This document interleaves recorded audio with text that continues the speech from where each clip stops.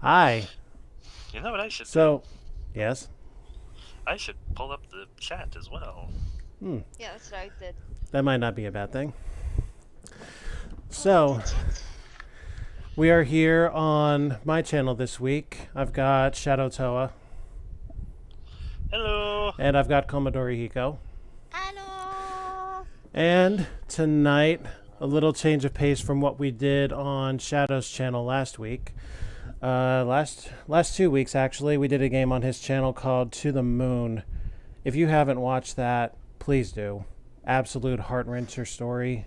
Really, really, really good on both sides of the comedy-tragedy spectrum. Definitely recommended story. That's on twitch.tv/ShadowToa1918. 1918. But that's for later. This is for I have right a question. now. Yes. How do I pop out the chat? Yes. Pop out the chat. Yeah. So first, under the gear, you have to click on non-mod settings. Since you guys are both mods, you'll have to do that, and then. Ah, there it is. Okay, thank you. Yep. Wait, I'm not seeing it yet. Give me a second. Okay. Under the gear where? So on my channel, click my name to go back to the formerly understood Twitch interface, and then on the right at the chat window should be a gear icon. Oh, that chat. I wanted to pop out the Discord chat. Oh, the Discord chat? Yeah, I don't think there's a way to do that. Never tried it. Just a second. Because I went to take notes. Yes, that'll be absolutely paramount here tonight. I see a way to pop out the video. Yeah. Okay. Yeah. Don't have to do that then. I mean, you can pop out the video, make that full screen, and. But then there's no place to take notes. Yes, that's right. First world problems, eh? Yeah. Okay, anyway. Tonight is the first of a 2-week series on the Mystery Master series for DOS from 1983. The primary idea is they're murder mysteries. Fancy yourselves Sherlock Holmes and Dr. Watson, that kind of idea. There are 12 cases. There are 12 cases in each game. The first one is entirely murder cases. And the idea is to solve each case with all of the evidence necessary to prove that you're not just blowing smoke with speculation. So without further ado, let's get started, and I will explain the intricacies along the way. All right. So here's the general idea of what each case is going to be about. We will start from 1 and cycle around to 12. Okay. I have up here on my side 2 manuals, one containing the clues corresponding to the numbers that will be given, and one containing the solutions when a guess is made. Now, I typed out the winning criteria on a notepad document because otherwise I would have to wear red glasses in order to read those. And I don't feel like doing that the entire night, so I'm going to save that for when I'm actually reading the story behind each case. Fair enough. So I'm going to move my chat over here, minimize OBS. It is showing, and seems the microphones are picking up good, so we're all right there. Minimizing Discord because I don't need that either. Manual, solutions, winning criteria, off we go. All right. All right, so case number 1. I'm going to be reading out of the manual, which has a lot of typos in it, so there's going to be some comedy in here already. Now, if you read on the screen, the typos, I don't believe carry over that way, but somebody just got careless in writing the manual. Okay. So let's begin with case number 1. Otto Telcher, industrialist.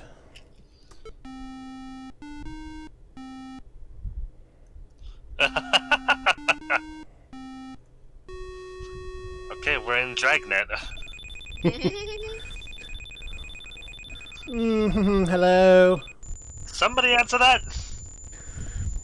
A call comes into homicide at 7:35 a.m. A man, identified as Otto Telloher, president of Telcher Chemicals, was found dead in the company parking lot. Location letter U. When you arrive at the scene, the lab boyers are just finishing up. I tell you he died as a result of being run over by a car. They show you where the car's tires left rubber as it Could stopped. you repeat that? I say, when you arrive at the scene, the lab boyers are just finishing up. I tell you he died as a result of being run over by a car. Questions? Okay. Nope, that's it. Very good. They show you where the car's tires left rubber as it stopped, reversed, and ran over him a second time. A partial track we left by a tire next to a pool of blood. Time of death way between 10 Hold on. p.m. What was that? What was that detail about the blood? A partial track we left by a tire next to a pool of blood. Was left. Okay. Not we left. Was Are left. you Yeah. taking any notes, Kay? I am. I'm typing. I have a notepad up. But then I can't see them. Oh, sorry. This is cooperative, by the way. Yeah. Time of death way between 10 p.m. and midnight of the night before. All right.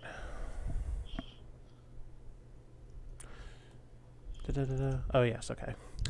To win, you must identify the murderer and explain the motive. Now, one thing I'm going to explain for this case, there's a note in my solutions book that says, that's basically, without giving away anything, the simplest, like the simplest description of the motive is not quite enough. Like, you can't say just why she did what she did or he did what Because he she did. wanted him dead. Yes, but why? Well, yeah. You know what? because It's case one. We need to have some grace Right. anyway, just to understand how this game goes. Mhm. But basically, you need 3 specifically detailed points laid out in order to say that the motive is explained. Ordinarily, you've only got 1 chance, and if you are incorrect, you lose the case outright. But there will be a couple of extra chances involved here, just until we understand the nuance of the game. But yes, you need the murderer, and you need 3 points that explain the motive. Okay. All right. And with that, all players start at the Telcher house, location C, shortly after Telcher's wife and son have learned of his death. So here we go. How many are playing? 1. And what would this detective firm like to call itself?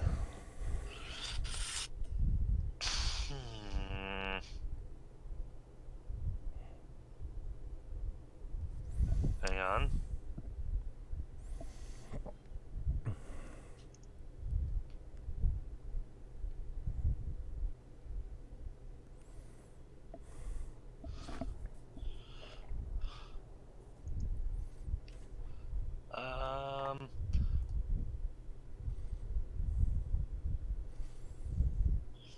Oh, I see. You're taking notes on Discord. Yeah. Yes. I'm going to type this in and then delete it afterwards, just so that you have an idea of how to spell it.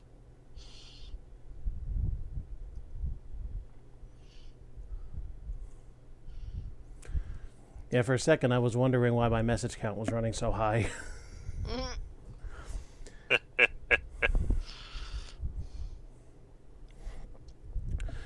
And I'll say this now for those of you playing along at home.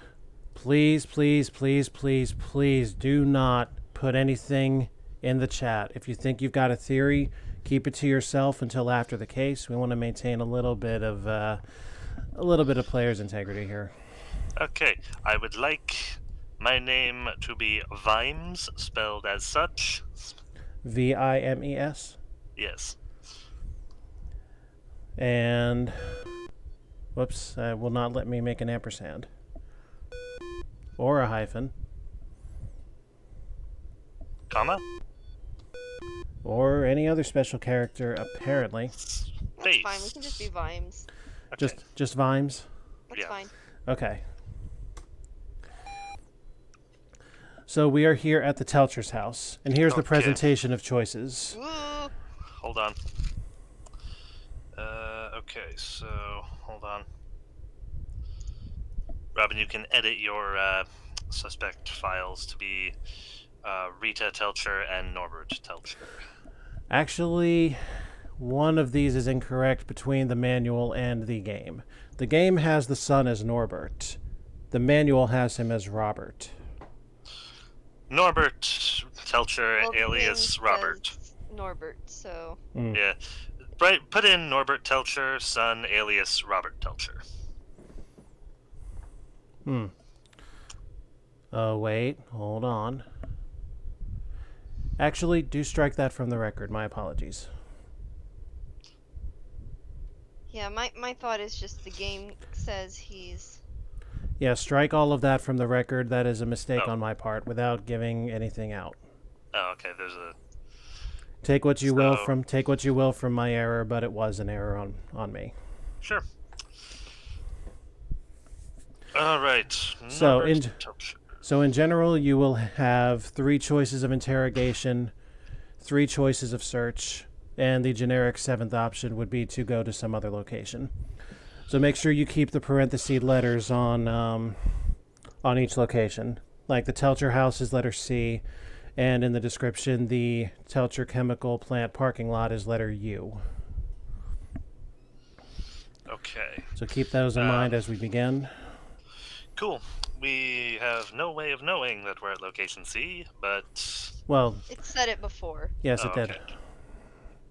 Yep, look up top there, the Telcher house, which on this map corresponds to letter C.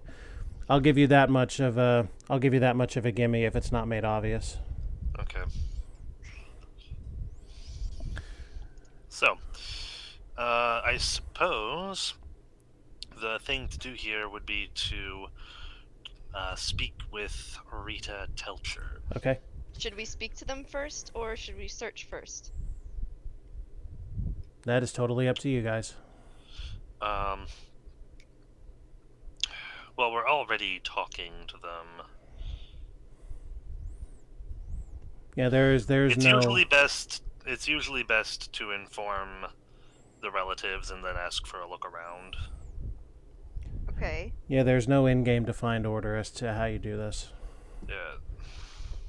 I'm just wondering, is it going to let us talk to them again after we've already talked to them once, or is it going to be It a will thing allow where you it's like a one and done? it will allow you to talk and repeat information. Okay. But if you're playing for time, it'll just compound that time on again. Alternatively, there may be situations where you find out something which will persuade them to say something different. If that hasn't happened, talking to them twice in a row, for example, will just get you the same set of clues again. Well, my thought is searching the house would yield information that we could then ask them about. Okay, we'll go with that. Okay. Which choice would you like?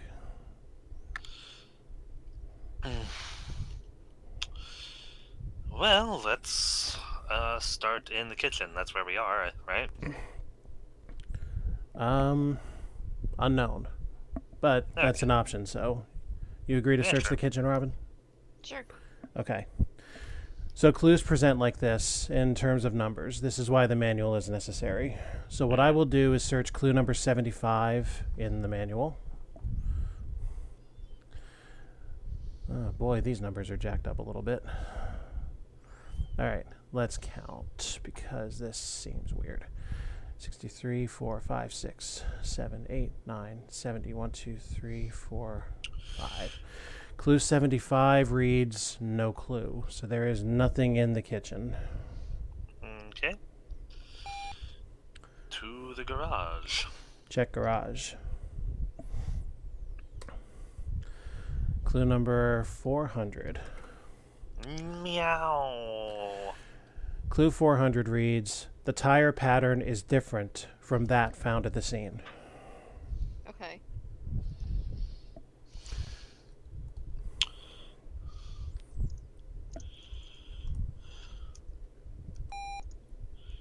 Hold on.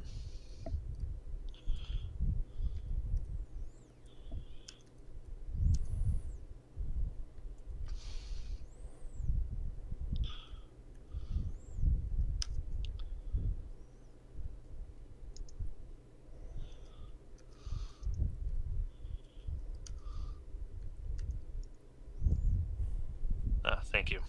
Mm-hmm. Cool. So now to the study. Check study. All right, so in the case that Ooh. there are multiple clues, I will go through them in order from left to right. Okay. All right. Now, thanks to this very crude search mechanism, here we go. Beginning with clue number 1.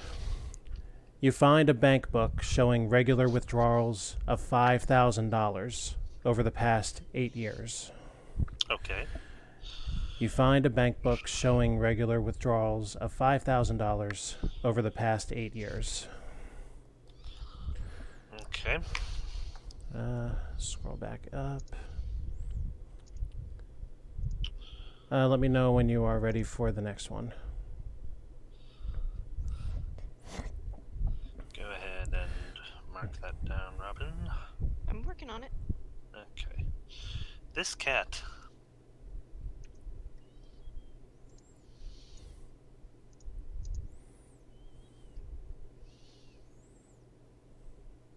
Okay.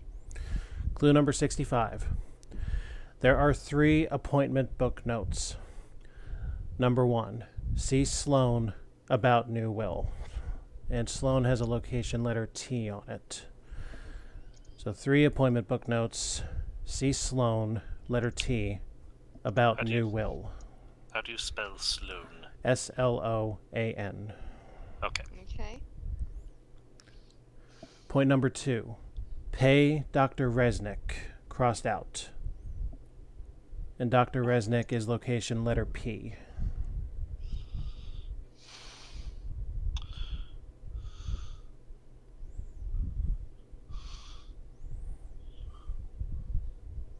What was Sloane's location? T. T. Okay, that's Resnick. Resnick. Reznick. Okay. Resnick. Dr. Resnick.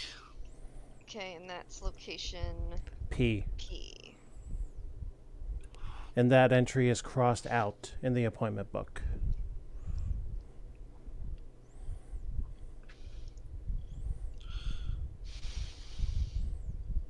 Okay. Does that have any correspondence with the regular payments, or the regular money he was withdrawing?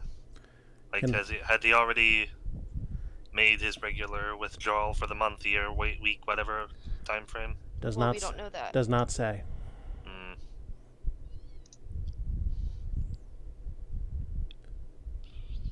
Okay. Point 3, meet JO''N at 11. And that's all capitals. JO''N, like a name capital initials. Manhunter? A capital apostrophe there, Robin. Yes, like the Martian Manhunter. All right. Yeah, essentially name initials. John. Does that have a location? It does not. Okay. But bear in mind the description of the case. Actually, that's a little too much. I'm still learning. Never mind, ignore me. The clue itself has no letter attached to that initials. Okay. Learning curves. All right. Clue number 659. A note from plant security states that Malcolm Roebuck, that's Roebuck, a chemist at the plant, broke into the safe at Telcher's office. A note from plant security states that Malcolm Roebuck, a chemist at the plant, broke into the safe in Telcher's office. Okay, that's a lot. I'll repeat it as many times as is necessary. Okay, could you write this one down, Kay? Yeah, hang on, I have, things... Okay. It is not on my lap anymore.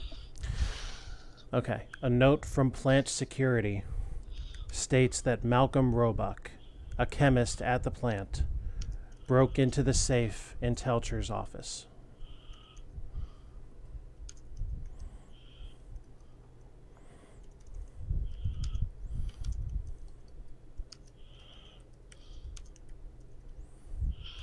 Does it say when? No.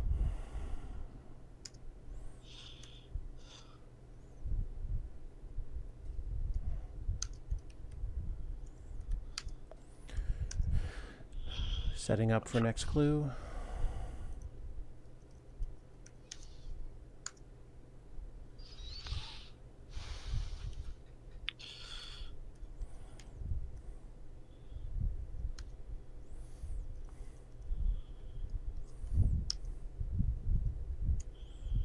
Hang on. Chemist, right? Chemist.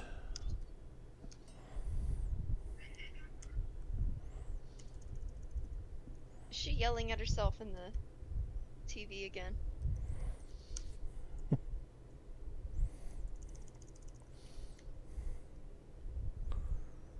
Yelling at oneself is the first sign of aggravated madness.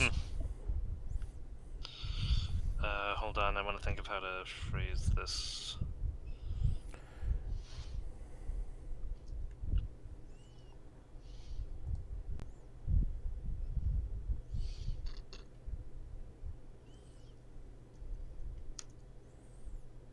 Okay.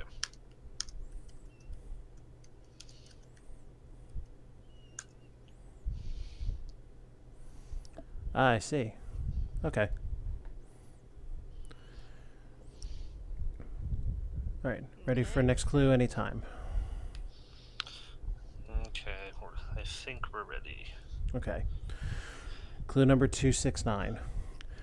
A news herald, location letter O, is open to the personal ads. One reads $5,000 at 11 in the parking lot. JO''N. So a news herald, which is the local newspaper here, and is location letter O. This paper is in plain sight open to the personal ads. And one of these ads reads $5,000 at 11 in the parking lot. JO''N. Is this today's paper? Unknown. Or unsaid, at least. Yeah.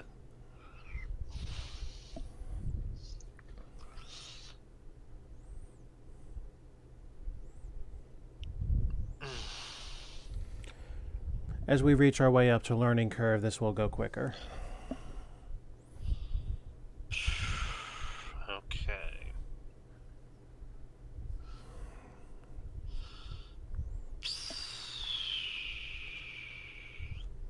Okay. There wasn't anything else That's it. that I... All right, so from any point, again, past the 20 minutes in-game time, you can attempt to solve the case after each turn. All right. So here on this screen where it says tap escape key to try solving the case, at that point, just say you're ready to solve the case, and that's what we'll do. Okay. Meantime, next move. Caleb is typing something. Oh.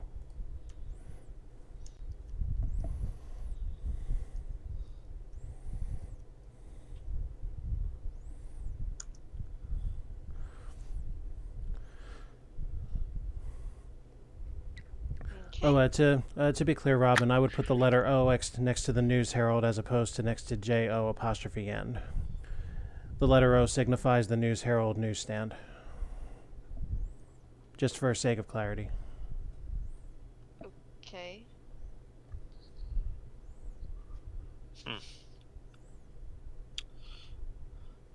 Oh.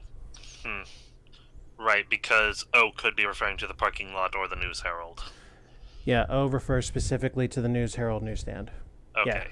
Yeah, just so that doesn't become confusing later. Okay. Next move. Okay.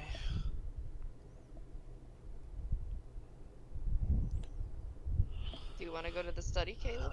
Yeah, We just came in the study? from the study. Oh, okay. Okay. The unexplored options are the 3 interrogations and the transfer, or the travel. Well, let's talk to these people of interest while we are here. I suppose we should probably start with the wife. We in agreement? Start with Rita? Yeah. Okay. All right, here we go. Ah! Why is it dripping? It was hungry. Okay. Clue number 508 reads, I'm not too unhappy. He left me well off and I couldn't stand him anyway.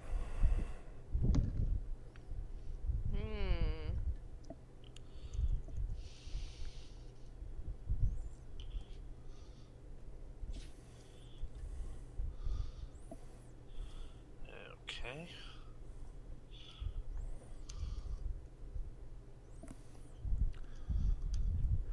And ready. Okay. Okay. I can't imagine who'd want to kill him. Doubt. The one thing I don't like about these single-digit clues is I can't use Control F as easily. Clue number 6 reads no clue, so that's going to be skipped. And clue number 47 also reads no clue, so it's just the two first ones that are of any substance to you. Okay. Okay. All right. Let's talk to Norbert then. Norbert. Okie dokie. All right. Do we know how old the son is? Unknown. All right. I hated my father. Oh dear. Short, sweet, and to the point. 397 is useless. 368 is useless.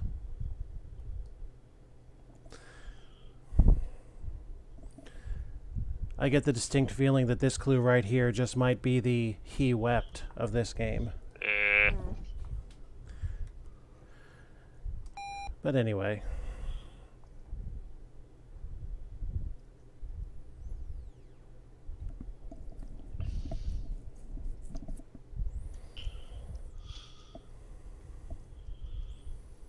Okay. Okay. So let's talk to Anita then. Okay. Yeah. And let's see. 595 is useless. 105 is useless. The housekeeper Well, knows nothing. All right. Robin, Yes. for future cases, do we want to spread this out where one of us does the interviews and one of us does the searching? It's. I think we're okay. Okay.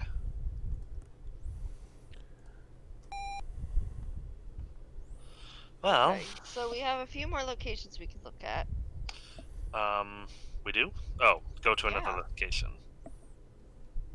All right. So we have. All right, so let's take a look at the map just so you have a visual outline of what all this is. So up in the top, up in the northeast corner, letter C, that's where you guys are now. Whoa. Nice looking place. There are 28 different locales reaching from A to Z and then AA and BB. I'm taking note that there are 3 possible locations for this parking lot.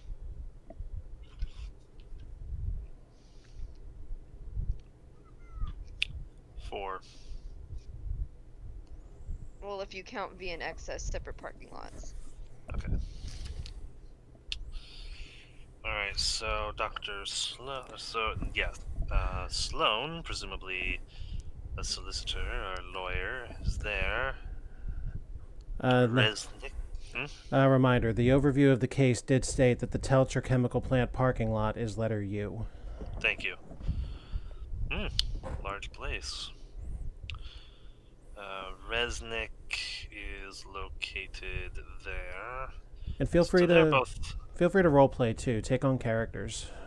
Yeah. So all 3 of these are right close to each other.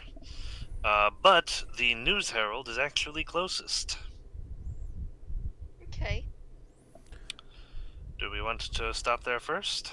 I don't know if that'd be worth stopping at. I mean, unless we can, like, pick the News Herald's brain about who left the classified, but I don't know if he's allowed to do that.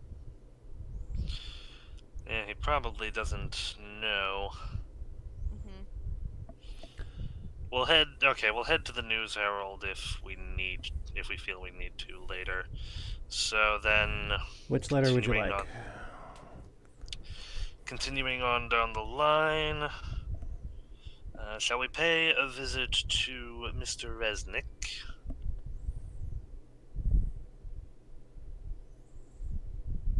I think that's a good idea. Resnick is letter P. P. Yes.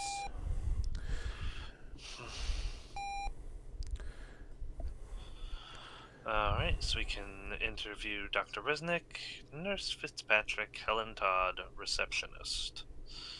I think we should talk to the doctor first. Okay. Okay.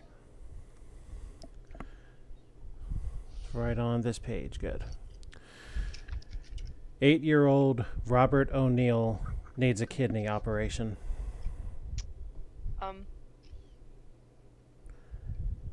I'll be candid here. That's where my mistake came in. My misspeech from earlier. Robert and Norbert are two totally separate people. So that was 8-year-old Robert O'Neill needs a kidney operation. That seems slightly random right now, but okay. I think I have something here. Mm-hmm.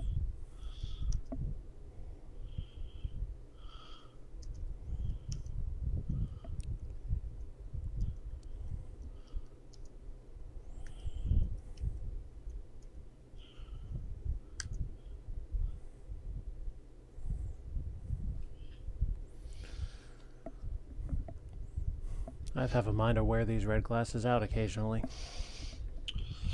Okay.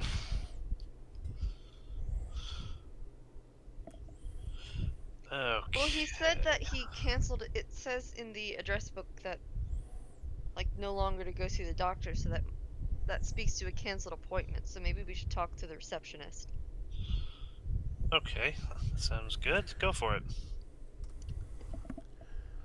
And the receptionist has the following to say. Otto Telcher has paid all of Robert O'Neill's medical bills, except the last one. Last week, Telcher called to say he was not going to pay any future bills. I was surprised. And all of that is under $3.95, so let me say that again. Otto Telcher has paid all of Robert O'Neill's medical bills, except the last one. Last week, Telcher called to say he was not going to pay any future bills. I was surprised.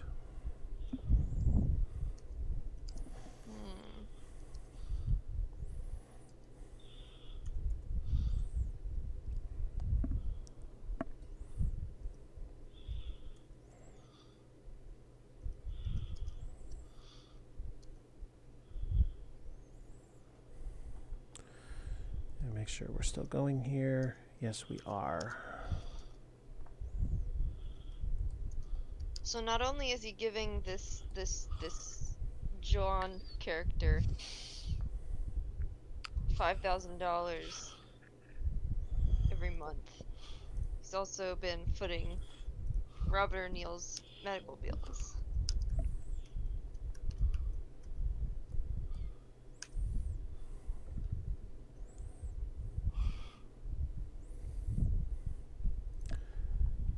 And ready for next clue.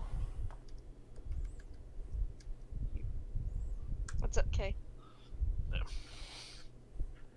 I'm adjusting one of my notes. Okay.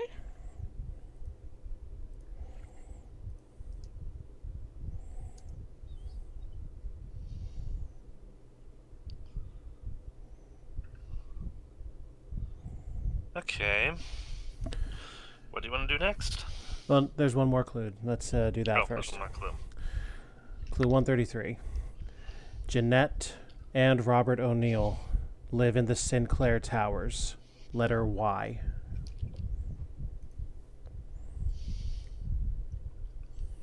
Jeanette and Robert O'Neill live in the Sinclair Towers.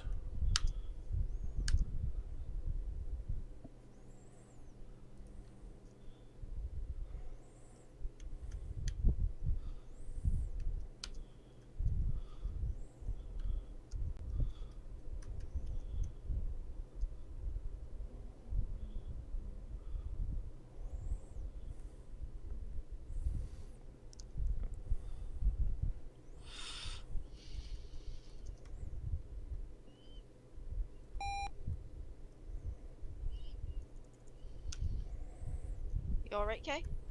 Mm-hmm.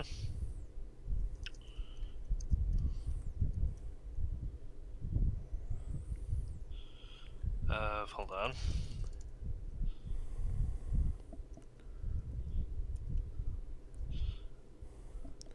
So we have spoken with Dr. Resnick and Miss Todd.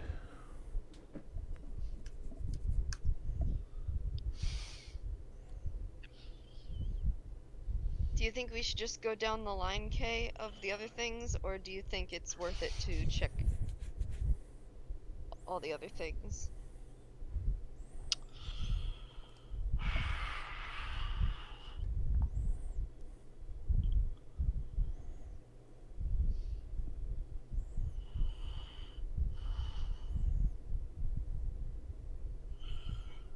Well, the thing is, we won't know what's relevant until we check. Okay. So, for me, I don't see any reason why we wouldn't... I guess unless time's important to you. Not particularly. Accuracy is important to me. Okay. Alright, then we'll talk to the nurse. Okay.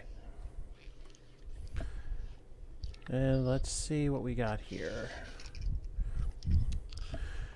Telcher was reading Robert's file recently, and apparently found something that made him very angry. I think we'd best check those patient files.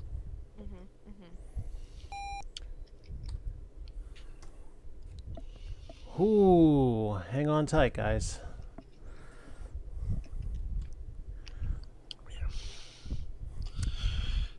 All right.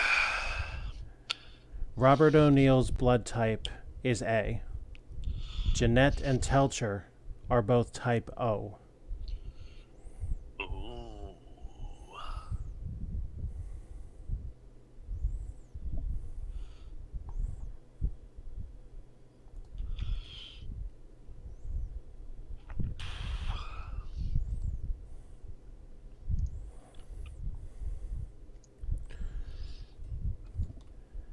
Ready for next clue.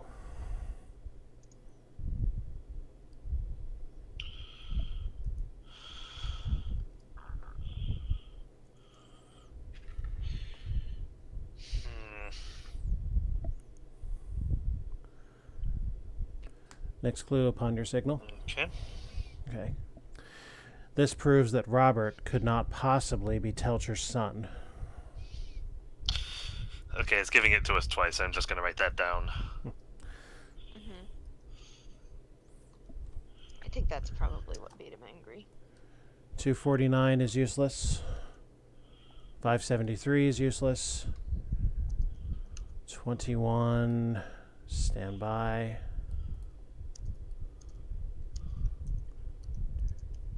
Useless. So my thought is this Jeanette person probably convinced Otto that Robert was his son, and so he's been paying for him this whole time. And then he discovered in the medical files that that wasn't the case. That seems to be accurate. All right, so I will say, just as first case courtesy, that you guys have the materials to document points A and B as required for the motive.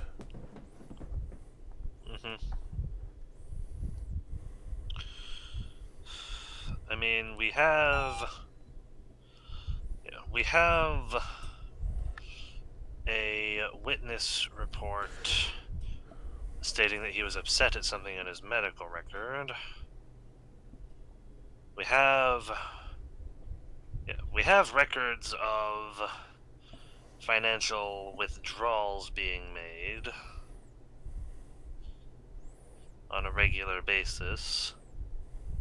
And we know that Hold up. J-O''N, Jeanette O'Neill. Oh, yeah. Sorry, I thought you had seen my note. I'm sorry. No, it's fine. That was the note I was editing. Well, I thought that would be different than paying for the medical bill and also paying some rando in a parking lot.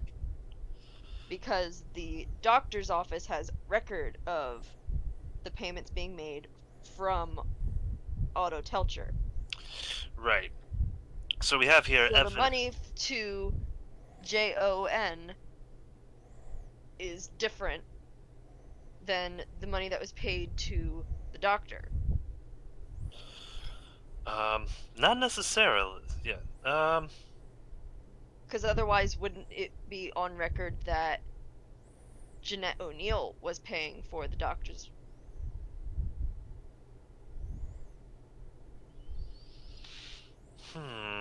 So it's possible that on top of paying his medical bills, he was also paying hush money to Jeanette O'Neill. It's possible. If we can establish that Jeanette O'Neill is, in fact, John, then that would tie her to a parking lot.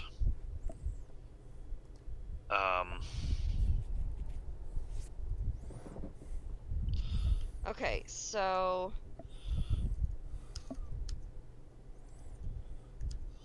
I guess we should just continue the search then.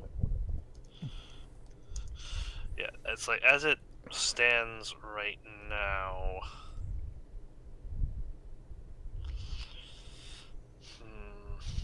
Okay, it's looking a little bit more solid.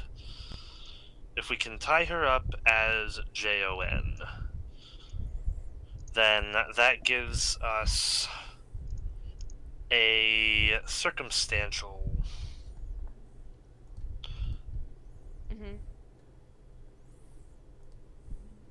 Oh.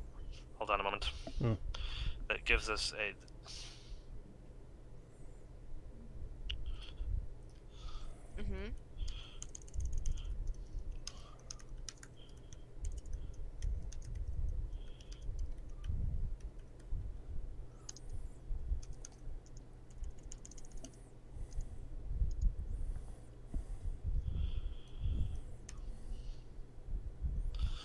Sorry. Hey.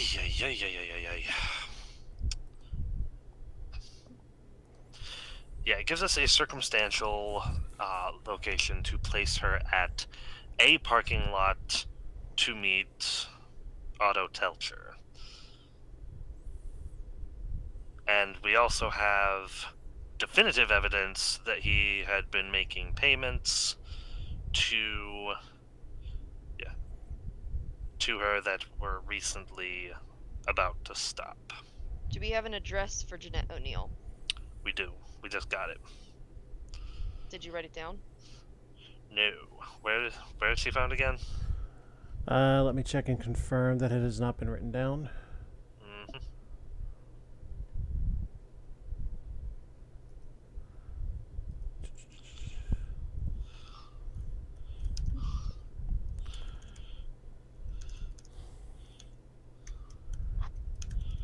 Yes, I do not see it written down.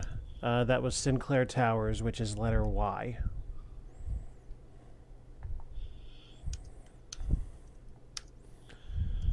Okay. Sinclair, Sinclair.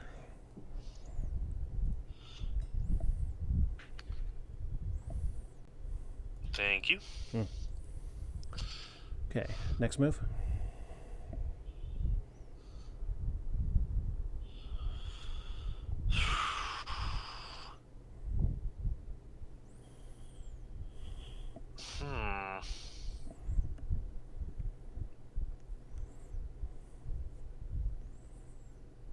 So should we search the rest of the doctor's office, or do you want to go straight to Sinclair Towers?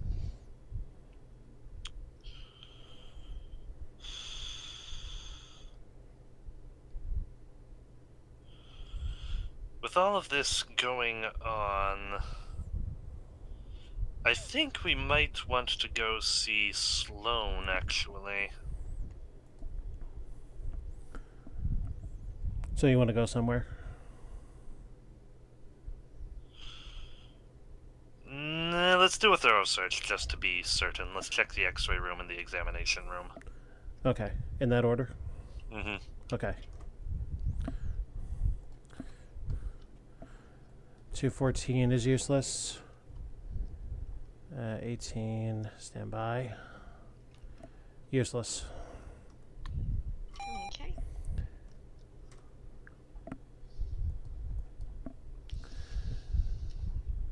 .551, useless. 514, useless. Nothing in either room. Okay. I think we go see Sloane. So travel. If we see him, I think he could confirm that Otto Telcher thought Robert O'Neill was his son. Letter.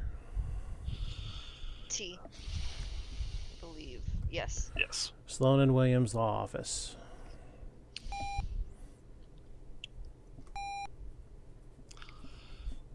Alright.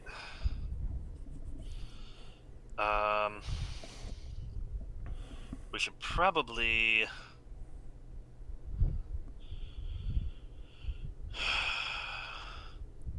Talk to Mr. Sloan. Let's interview Wayne Sloane.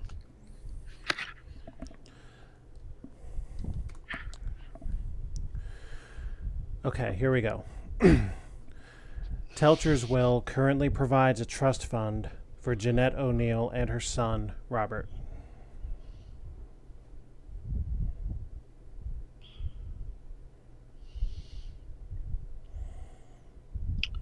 Okay, does it state a reason? Or that's it?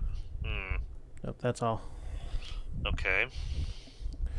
Telcher was in the process of taking Jeanette and Robert O'Neill out of his will. Okay.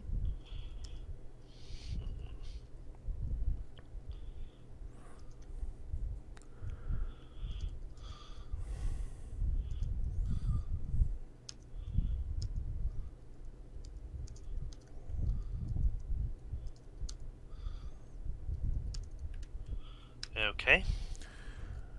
I believe that Telcher was Robert O'Neill's real father.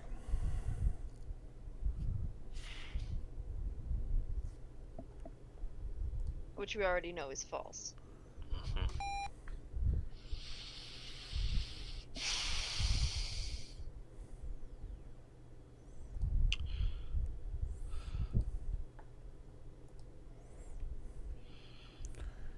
I mean, we could go through Sloane's office and examine the files if you think that having the will itself might be a look at the will itself might be useful.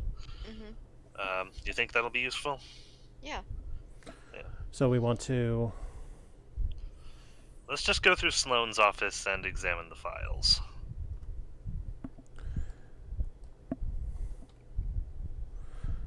Uh, 483 is useless. Okay. Oh. Nope. Something's wrong with this numbering.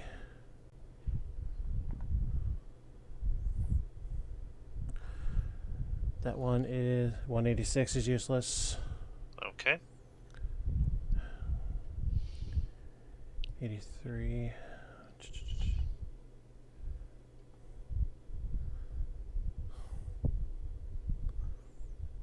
I hate that they butchered this up so bad. 80, 81, 82, 83 is useless. 397 is useless. Okay.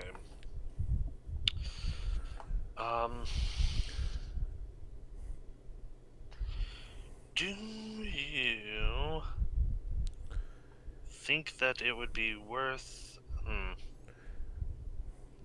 Do you guys think you have it? I murderer think I and have a pretty good idea. The murderer and I have 3 a pretty big good points of idea, motive. Okay. but I think it would be worthwhile to go and see Jeanette O'Neill. Want to do that? Okay. Okay. So we will travel to what letter? Sinclair Towers, which is Y.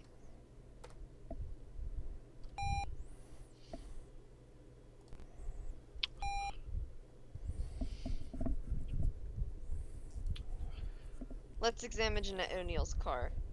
Yep.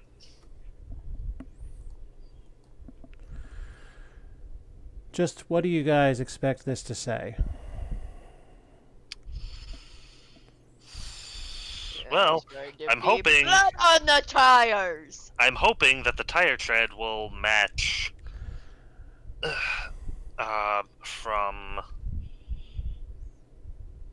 Otto Telcher's garage. The Telcher's garage. The tire pattern matches the bloody track found in the parking lot. Interesting.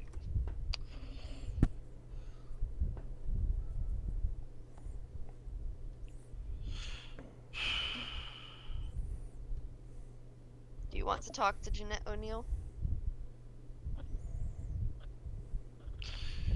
Yeah.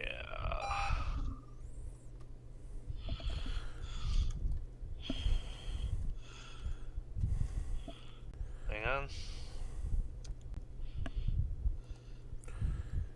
All right, who's ready for a mouthful?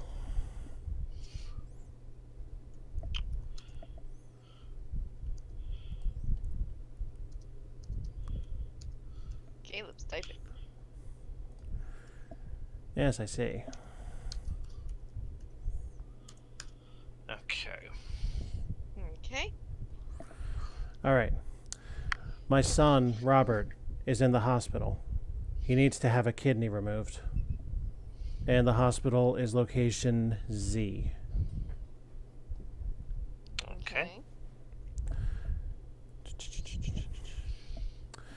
I was visiting Robert at the hospital until 8 at night. Okay. Joy, more messed up numbers. 306. From the hospital, I went to dinner.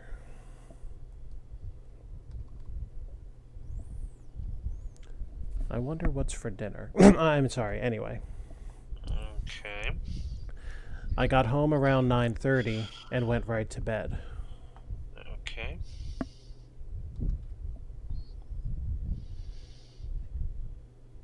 And I mean, around that puts her smack in the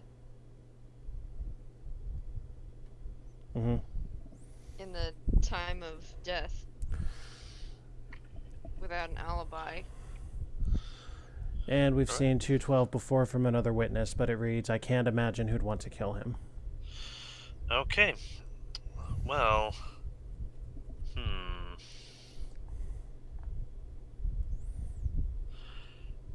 Let's take a look around. Yeah.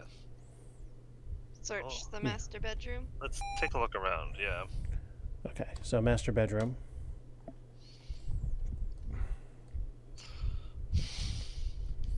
.368 is useless. 142 is useless. 339 is useless. Alright.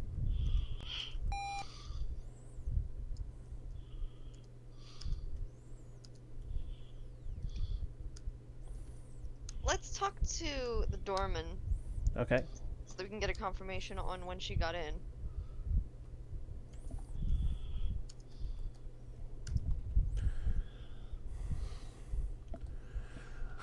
I'm sure Jeanette wasn't home when I went off duty at 10 last night.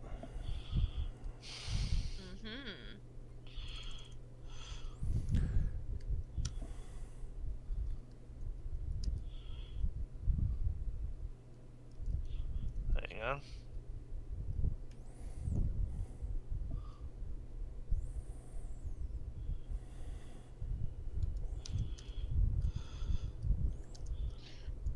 I think for the last nail in the coffin, we should check the linen closet.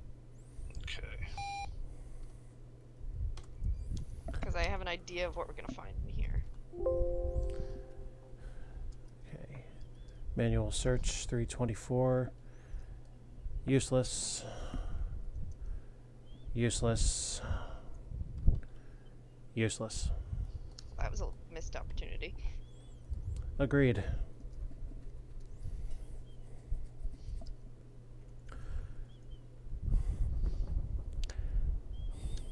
But then what would she have kept in the linen closet, do you think? Well... Birth records, no. No. The tires on Jeanette's car, when we examined them, it only said that the treads matched the ones that were found on the scene. And it doesn't say there was any residue of blood left on the tires. She probably my washed thought it off. was that, yeah. You were expecting a Was bloody that- towel. Yes.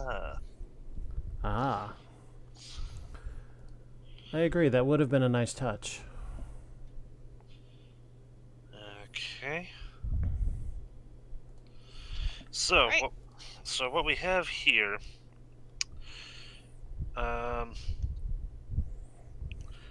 let's talk to Bobby Teague real quick. You want to The talk to the super?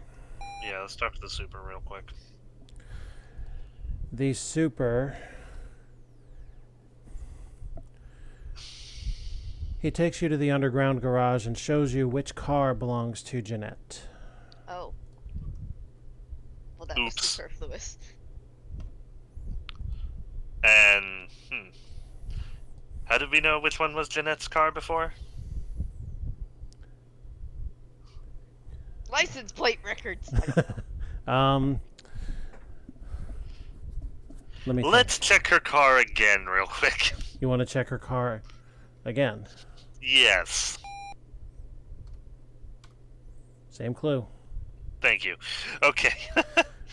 That would be embarrassing if we checked the wrong car. Well, here's the thing.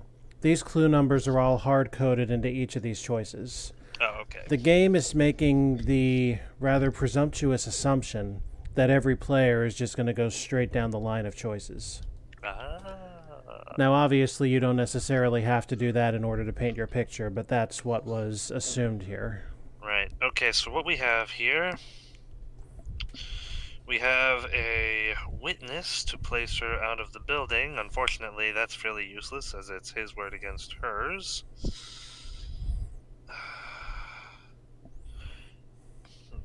However, her tire pattern matches the one that was found, the ones that were found on the scene. Exactly. That places her at the murder scene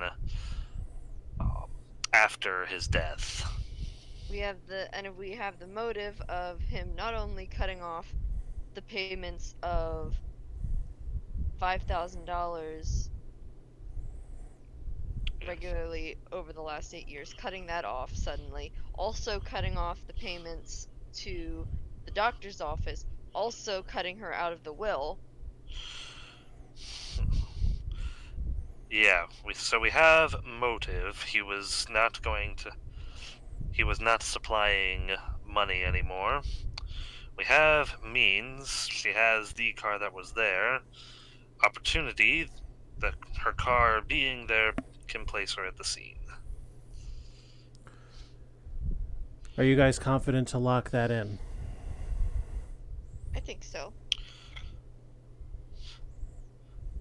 I mean, not for reality, but for the purposes of this game, yes, I think that's a solid enough case. So, is the solution complete and accurate?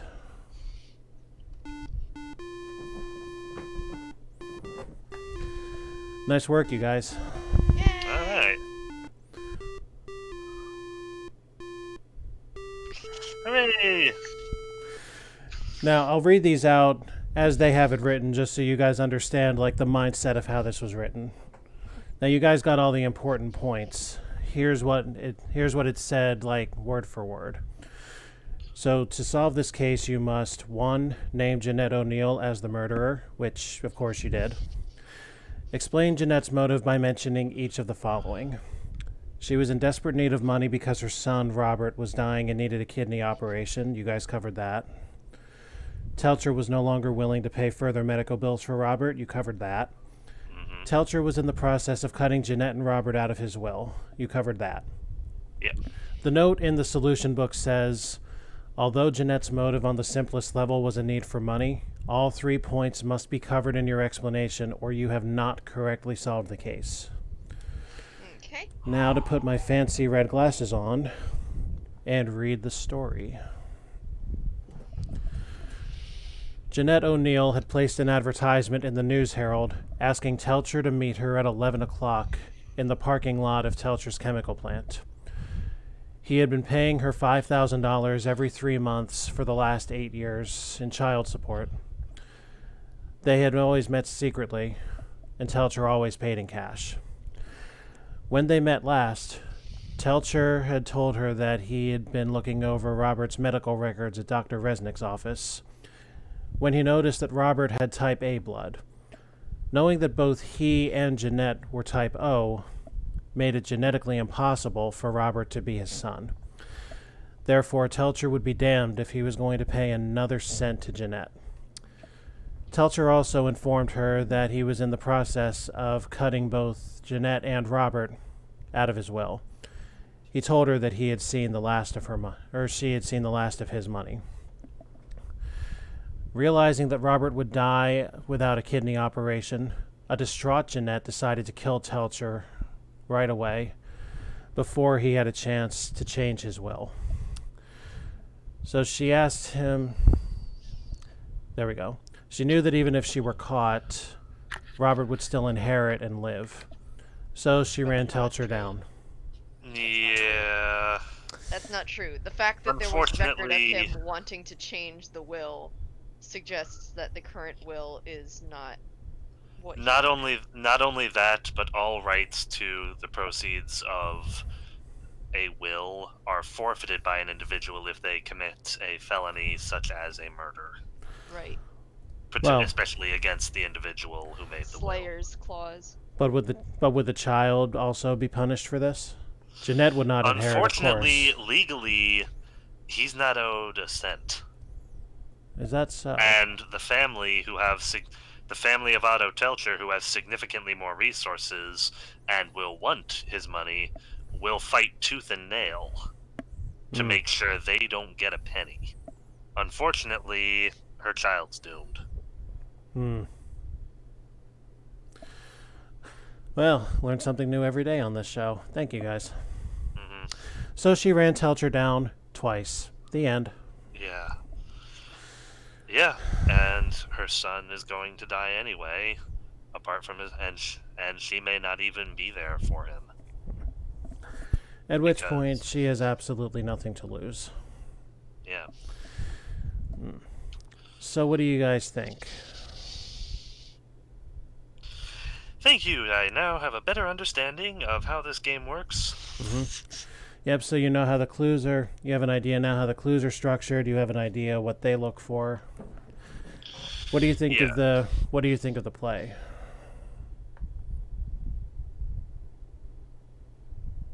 Of the game? Yeah. I think it's fine. Good. I did enjoy that. What did you think, Robin? It's okay. Yeah. Well, It was a good warm-up case. And now that you guys know, it'll be easier to proceed on too. No more tutorial. And now that you guys have an idea how it goes, and you guys got it in one guess anyway, but that's the general rule going forward. One shot. Okay. And looking at the clock right now, I may have to extend what I thought would be 2 weeks. There's a lot more to digest than I anticipated, and that's a really good thing. So, Robin, you'll have that much more time to prepare Dark Cloud. Yay! All right. So now there's a ranking system from 1 being best down to 12 being worst, which is irrelevant really for what we're doing because you guys are the only ones playing. Right. Where That's fine. I am fine with being average. I need to locate the rank system. Where is it? It is somewhere in the early part of this manual. So I thought. We secured a pretty good case. Yes, you did. A lot of it was circumstantial, but I'm sure with other bits, we discovered that her keys were exactly where she left them, therefore nobody could have taken them. Mm-hmm. And therefore she was the only person who could have driven the car out there. That places her at the scene. Mm. And I think there should be some points awarded for evidence found, because I mean, if you don't find evidence, you can't legally legally convict a person. So even if you have the correct answers with very little evidence, that doesn't make you a good detective. I agree, but it does help with the score. I agree, and they actually kind of cover that in their sleuth ratings. Okay. Really? For example, rating number 1, Lucky Guesser, in the manual reads, it reads, "You took so little time solving this case, you'll be lucky if your fellow players don't decide to lynch you for cheating." So they do cover that to a point. Okay. And conversely, there's number 12, which reads, "Innocent bystander. Inspector Clouseau's got nothing on you, pal. At least you solved the case. But you must have been playing alone to have run up so much time and still gotten a chance to solve it." Now, you see, my expectation was Clouseau actually ends up on top in the end. Well, it does say at least you solved the case for that rank. Yeah. But the rating that you guys got, number 6, average detective. You took an average amount of time to solve this case. You weren't inspired to any shortcuts in solving it despite some suggestive clues, but you still got there in decent time. Yeah. All right. So that is case number 1. Shall we move on to case number 2? Sure. Okay. All right. Case number 2. What is he doing? Praising the Lord, I guess. Praise the sun. Even marionettes can be made to praise the Lord. Anyway, case number 2. See, I can figure out what most of these most likely are. Well, he's been strung up by his thumbs, apparently. Yeah. Case number 2. Wally Snark, suspected drug dealer. Yeah, shut up. I said answer the... Thank you. A call comes into homicide from John Frolic, the principal of the high school, location letter D. When Doris Kenner, a physical education teacher, went to open the gym at a little before 9 this morning, she found a dead man tied by his wrists to the gymnastic rings. When you arrive at the scene, you see the body, a wooden ladder near the rings, obviously used to tie the body to the rings, and, in quotes, "Crucify pushers, not our kids," written in red spray paint on the floor. You tell the ambulance attendants they can take the body now. It's heavy, and there's a bit of a struggle as the two of them work together to bring him down. After a quick examination, the coroner, Dr. Coswell, shows you a large bump on the back of the head. He tells you that while it's not likely to be the cause of death, it would probably have caused unconsciousness. He tells you he'll try to have a preliminary autopsy report for you in an hour. He'll leave it for you at the police station, letter N. The lab people tell you the victim's wallet identifies him as Wally Snark. They'll leave their lab report at the police station as well. All right, so let's digest that a little bit, shall we? All right, so the call came in from John Frolic, high school principal. That's Frolick, Frolic. And the high school is letter D. Okay. So... Hang on. Could I get the victim's name real quick? Yes, Wally Snark. Spelled how it sounds. Spelled how it sounds. Yeah. Imagine that, a snark getting his. Strung up by his wrists. Strung up by his wrists. By what again?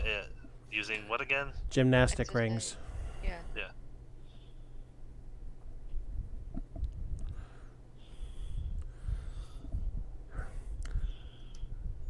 Also take note of a wooden ladder near the rings.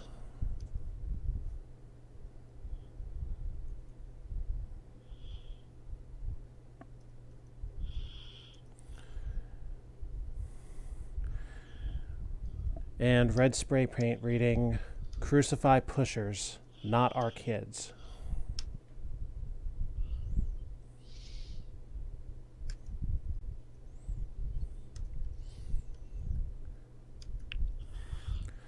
Now, these two ambulance attendants had some trouble bringing him down. Mm-hmm. So he was a large kid. Yeah.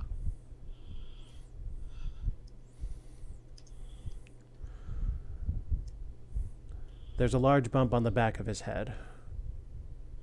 Unconsciousness, potentially, but not death. So they say. Sorry, what? A large bump on the back of the head. Unconsciousness likely, death not. Oh, from the wound, right. Yep. I was like, there's no way he's still unconscious. He's very much unconscious, actually, just in a permanent state of such. Yeah. He's very dead. And there will... And Spray paint, you said? Yes, red spray paint. "Crucify pushers, not our kids." Someone has an odd sense of what the word crucify means. Now, regarding the autopsy report, because this element has not come up yet, I'll tell you that sometime during the course of the case, a notification will come in for you guys saying that this report will be ready. Okay.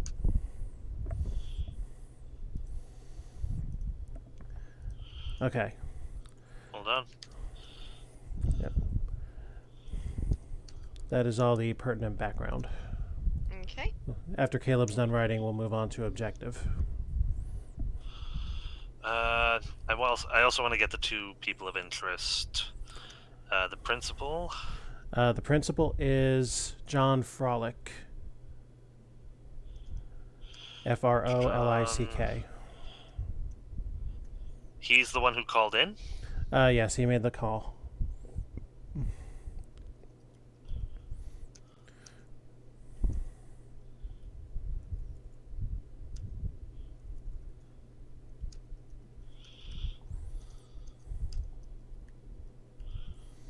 And then... And the lady who found the body was phys ed teacher Doris Kenner. Kenner.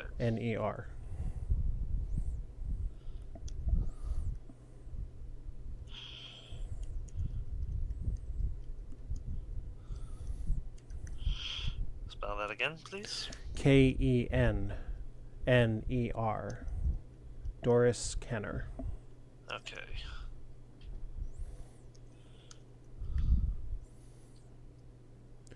Interesting. Let me know if you have any further questions on background.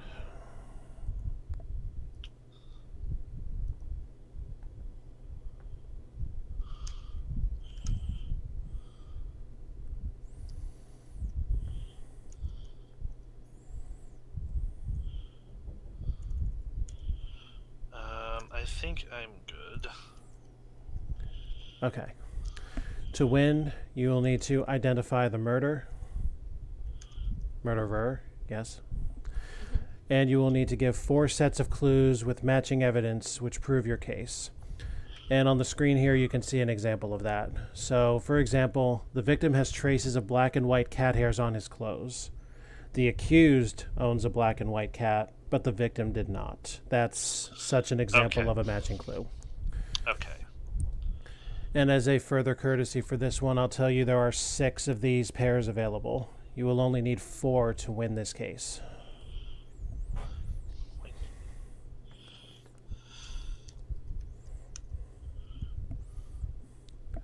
I believe that is it. Happy hunting. Vimes.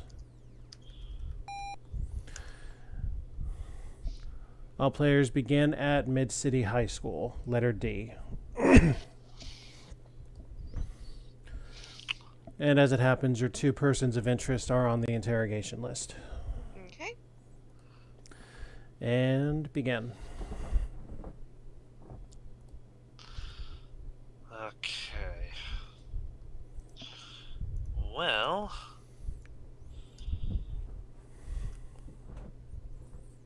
Sorry.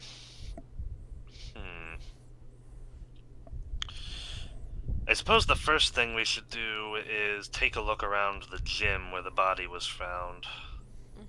Okay. Hold on. Oh. Before I... That wasn't a retraction of decision, was it? Because I can't actually... No, okay, it was good. not. Okay. Do we have any reason to suspect that Wally Snark was a potential drug dealer except for the spray paint and the title of the case? Nothing has been said, aside Thank from you. what's been Okay. given in the background. Cool, I won't write that down then. Yeah, every background and every clue I give you guys is verbatim to the book. Cool. So, whatever you guys want to draw from that, go for it. But I'm not giving any superlative or anything. Okay. So Right. yeah, I imagine we should check the gym, the murder scene, see what there is to be seen. Yeah, so that's what these clues are. Here we go. Right. There is a set of bodybuilding weights.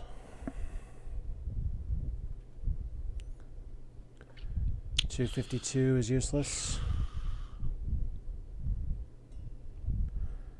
$397 is useless. Stand by for 18. Useless. Okay. So 191 is the only relevant clue for the bodybuilding weights. I mean, yeah, they would have been required to be strong to get him up there, and it is a heavy object, so they might have used that to strike him on the head. Weightlifting is a very common thing to find in high school, so it might be a misnomer. A red herring of sorts. Red herring, rather. Oh, sure. Yeah. I have memories of my weight room at Gammy. And I imagine Oakcrest had a similar one. Alright, did we want to look around the school some more, or did we want to start talking to people?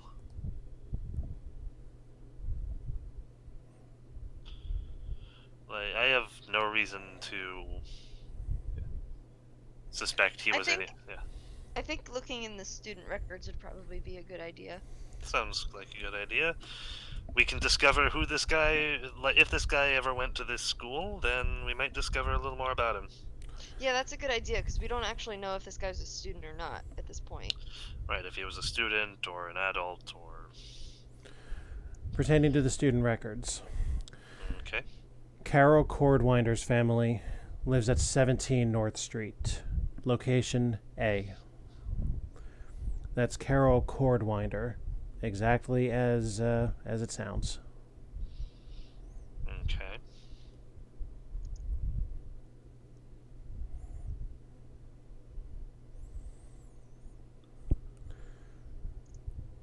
And I again remind everybody of the assumption that an average player might go straight down the list. So if Carol Cordwinder's name doesn't make sense now, it'll probably make sense on an earlier entry in the list. What was the location?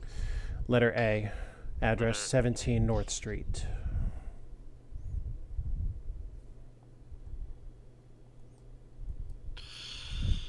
Alright. Stand by for 77. Yep, what else can we find in here? Randy Butler lives with his mother at the Garden Apartments. Letter Q. Okay. Randy Butler lives with mother at Q. finally. Randy has not been to school in over a week. Ah, he's a truant. Cool.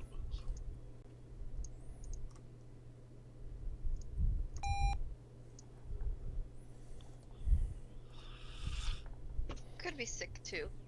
Could be. Could be. So we have seen the gym and the student records. Well, okay, so... Honestly, I find Doris Kenner to be more interesting than John Frolic right Yeah. now, because she's the one who found the body, but... Didn't call it in. Right. Okay. So it'd be good to get her...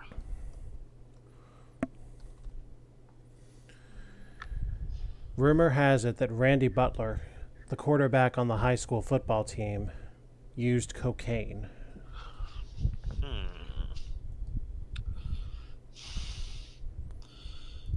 Alright.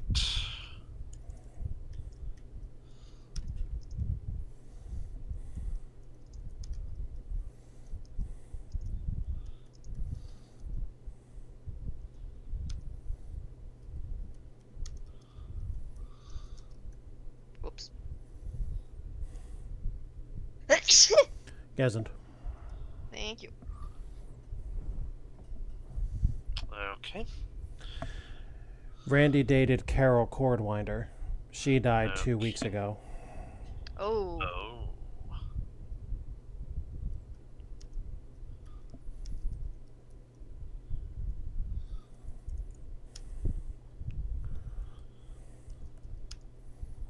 Well, that might be a reason why he hasn't been coming to school, too. Yeah.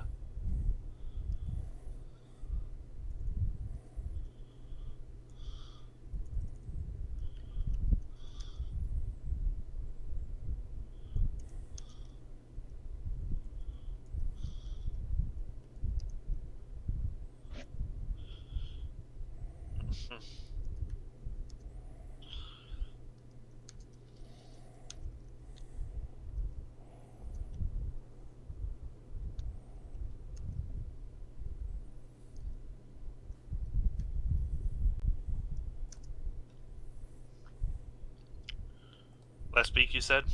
Last week. Yeah. Wait, no. 2 weeks ago. Her death was 2 weeks ago. Yes, thank you. Yeah.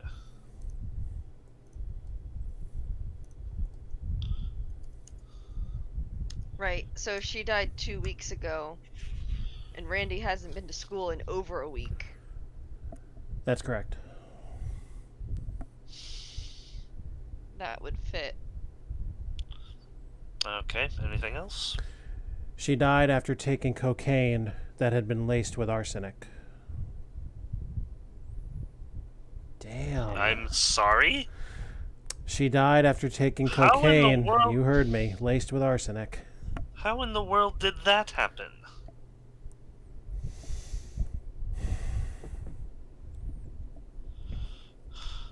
Well, that happens sometimes. I mean, one would think it would be bad for business to do things like that, but apparently it's pretty common. Okay. And the last clue is useless. Okay. Okay. So, that took a hard left.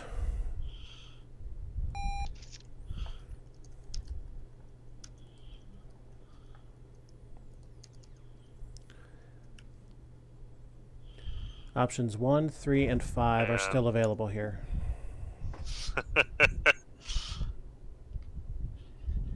Yeah, that'd be a good thing. Hmm. Okay, so did we want to Yeah. talk to the principal?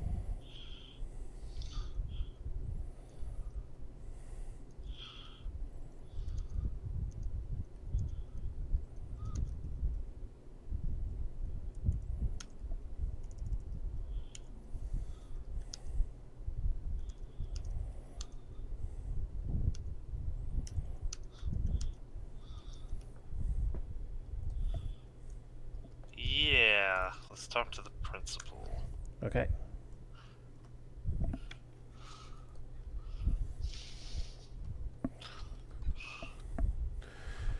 Carol Cordwinder, a cheerleader and honor student, died around 2 weeks ago.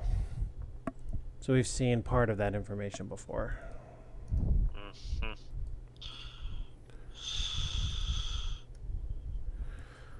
422 is a repeat clue mentioning the cocaine with arsenic. Uh-huh. 62, useless. And by convention at this point, I imagine 351, yes, also useless. Okay.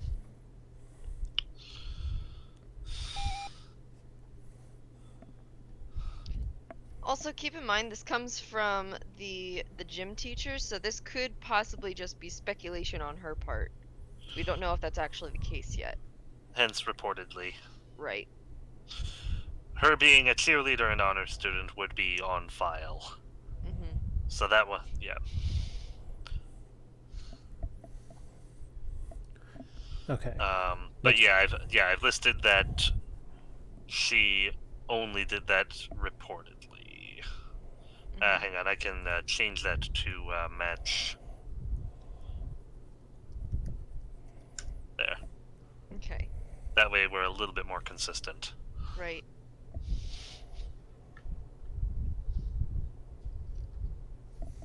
Okay, next move. Well,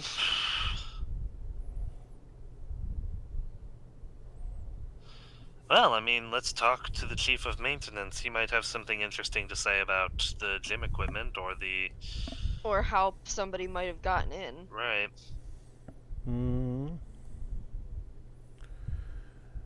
A side door of the school, which had been freshly painted brown, was jimmied open last night.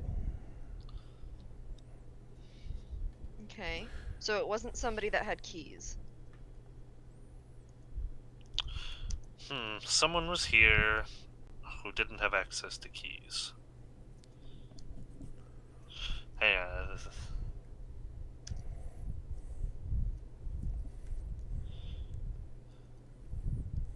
Mark down that it was freshly painted brown, also. Because later we might find a tool that has the same brown paint on it.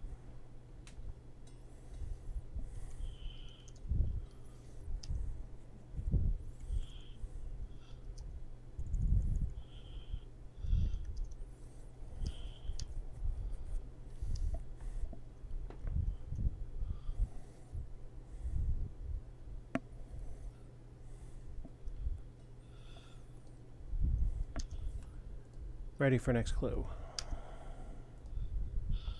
Yeah. The ladder in the gym is one of ours. Okay. So we're not looking for missing ladders from anybody's houses then. I will adjust my murder scene note to not only say with a ladder nearby, with a school ladder nearby.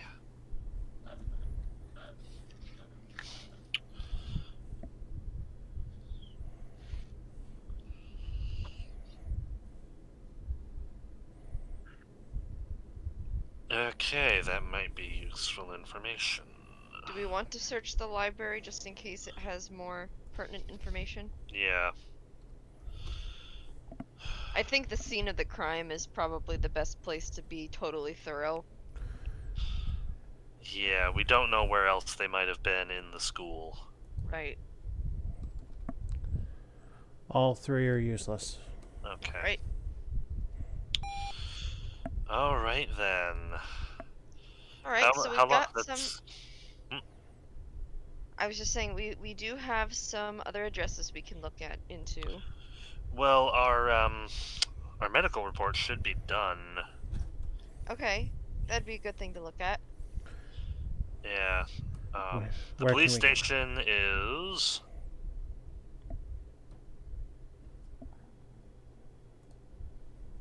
Did you write it down? No.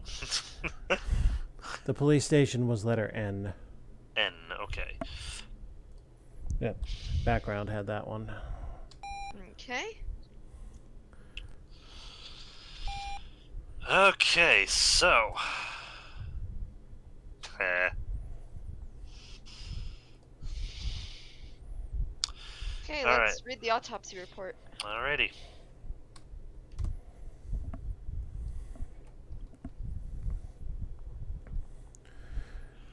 Snark died as a result of a massive overdose of heroin, injected sometime between 11 p.m. and 2 a.m. Okay. Let me write that under victim.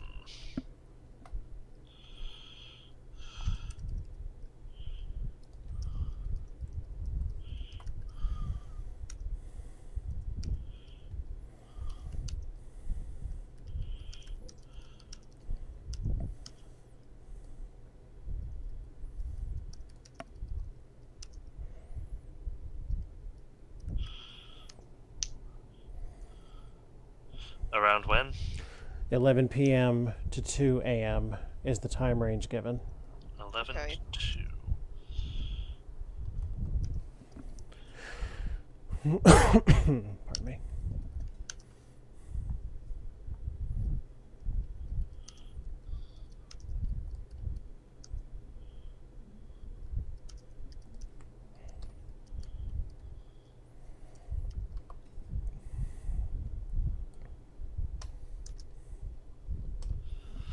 Alright. The blow to the back of Snark's head was struck by a left-handed person. Okay.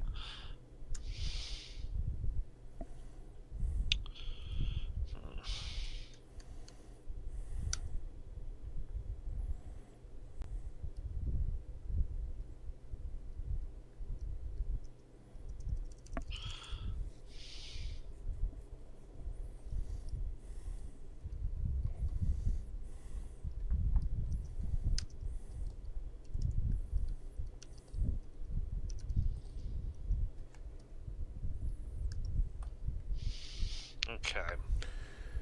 I think it would be useful to run a computer search through records because you wanted to see if Carol Cordwinder had a case file.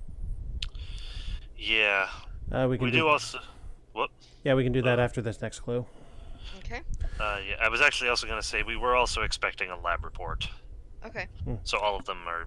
Yeah. Yeah, all of them are right, pertinent. We did want a lab report? That's what was said in the background, yeah. Okay. Wally Snark weighed 197 pounds. Okay. 197. Put that under victim.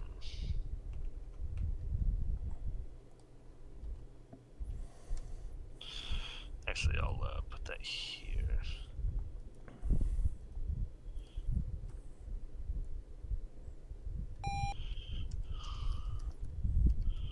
Just to clarify something, are we aware of how old the victim was and if he was a student? No. Considering we didn't find anything related to him at the school, let's go ahead and assume no. Alright, so he's just some rando. Although I will say, for moderator position, I would have imagined that a quick visual inspection would have told the detective, like, is this guy a student? Yeah. But this is a text-based game, so we don't Yeah, well, we don't get that kind of help around here, sir. Yeah, we work with what we've got. We're blind detectives. Caleb, I believe you had a suggestion for next move. Yeah, let's run that search through records.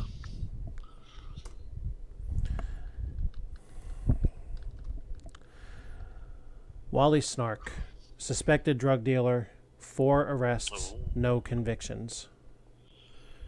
Therefore, you can't say anything more than suspected or alleged. Right. Because you have to have one conviction on record in order to take that qualifier out. Right. For those at home who don't understand the detective stuff. I have added suspected drug dealer to the victim profile.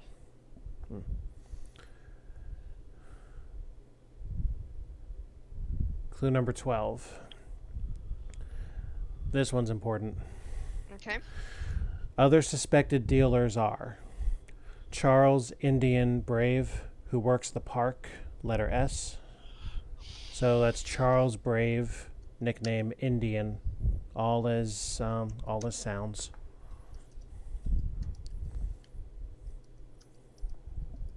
And the park is Locale S.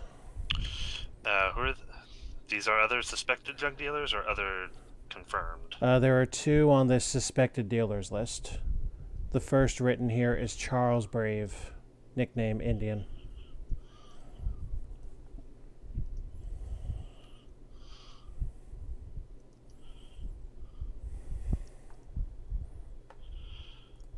Okay. Note the park as well, letter S. Yeah.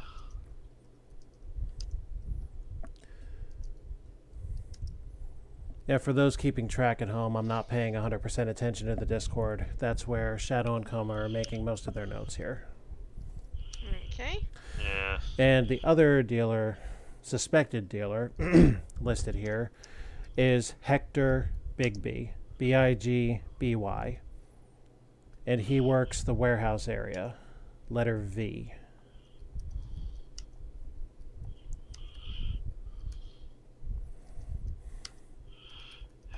Hector Bigby.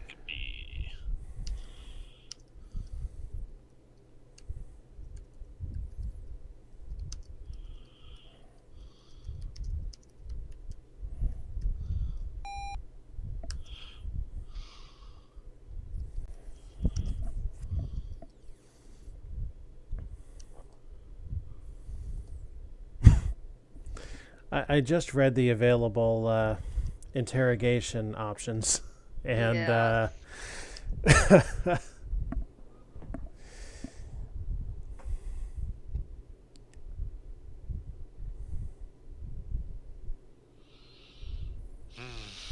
I'm totally not laughing at Pet Stool Pigeon. Mm-hmm.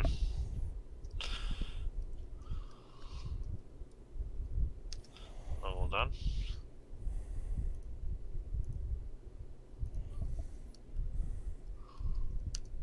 There. Okay. Did I miss anything?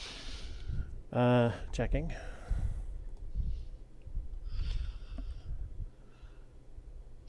See, okay, so that could mean 2 things, though.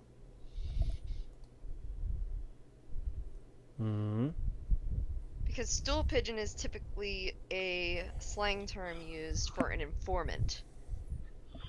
Your pet stool pigeon. No, I know, but I know what you're saying. It's a confusing statement, is what I'm saying. I know what you're Yeah. saying, but I still find it very funny to use pet for that.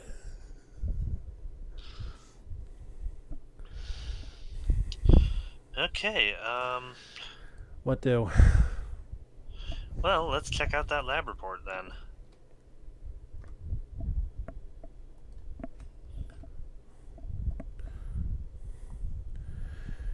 The rope used to tie Snark to the rings is a type commonly used for packing.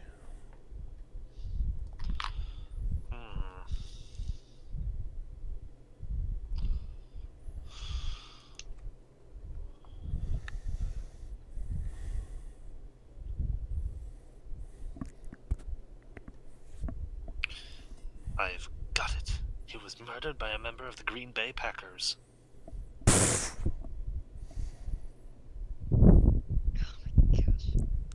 They're strong enough to hoist him up, and they would have had ready access to a warehouse full of boxes of keys with string ready to be used.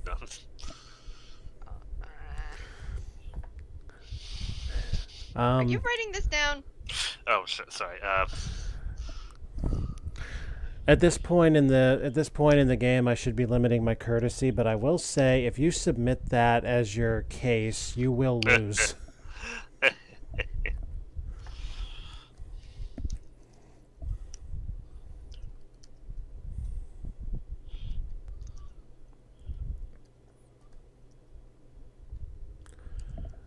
I have more information when ready.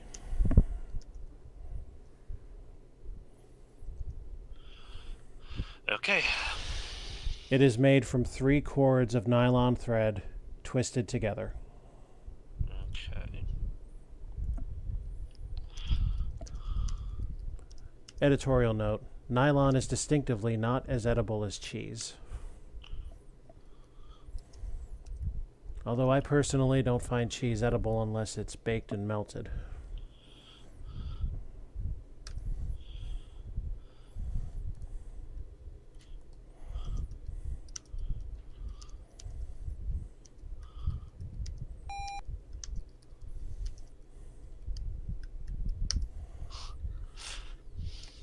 Okay.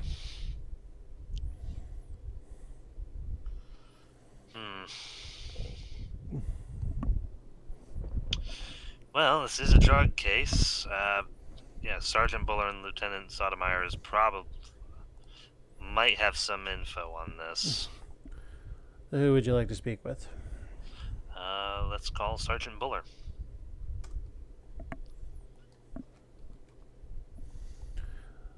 Wally Snark has been the school pusher for years.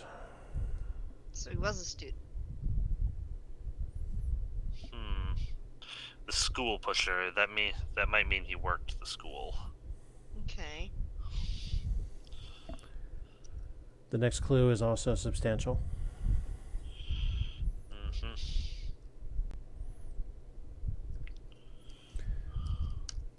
For those out there, substantial meaning it is not no clue. Not necessarily good information, but it's not useless.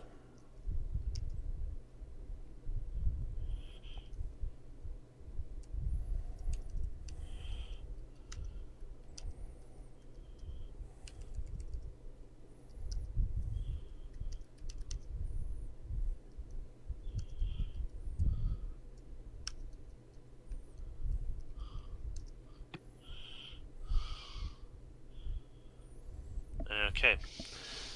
Everyone knew Snark was pushing poisoned cocaine. We just couldn't prove it. Okay.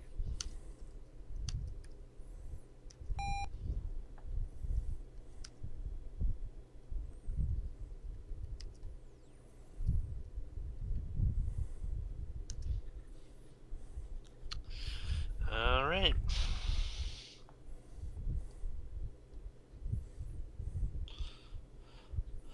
Let's call Lieutenant Sotomayor. I really hope his first name is Roy. Thank you.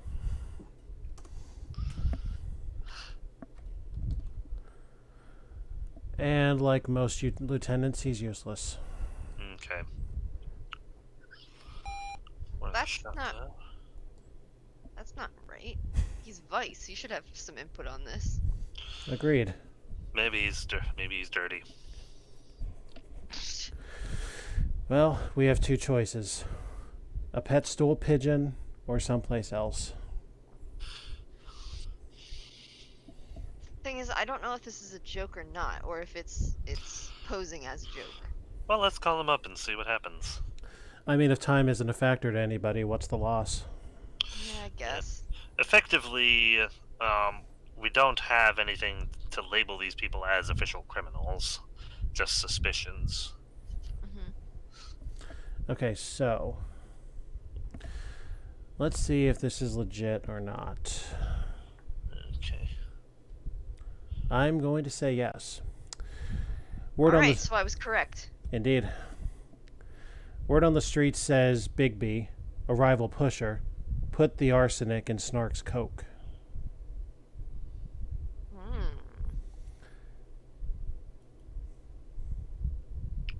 I had no doubts that what you were saying is true. I just find the wording extremely funny. Yeah, it was probably trying to make you think, oh, it's not actually a thing. Yeah, well, So unless you actually know what a stool pigeon is, you would just infer, oh, it's just a bird. Yeah, you'd have to know that lingo. Yeah, like I didn't know it specifically, but I knew that stool pigeon wasn't literally a pigeon.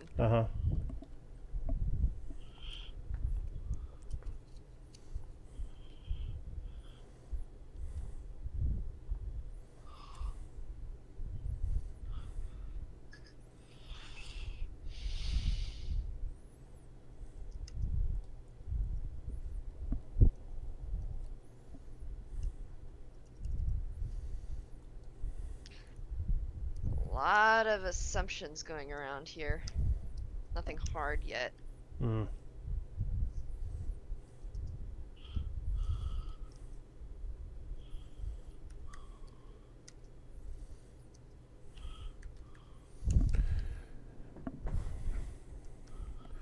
Well, if it's like any police procedural show, we probably won't find that until we actually hit the streets.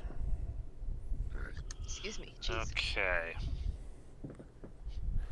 They say Bigby was trying to move in on Snark's territory.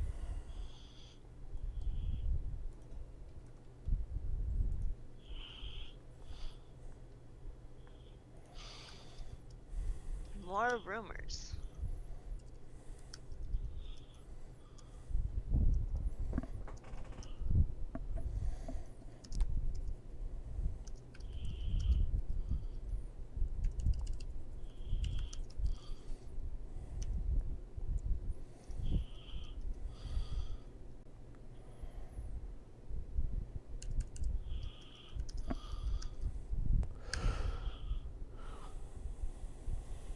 Okay. And finally, Wally Snark dated Anita Fuentes. Does that name ring a bell? Oh, well then. The Telcher housekeeper, letter Yeah. C. Who was dating her? Wally Snark, the victim. Yeah.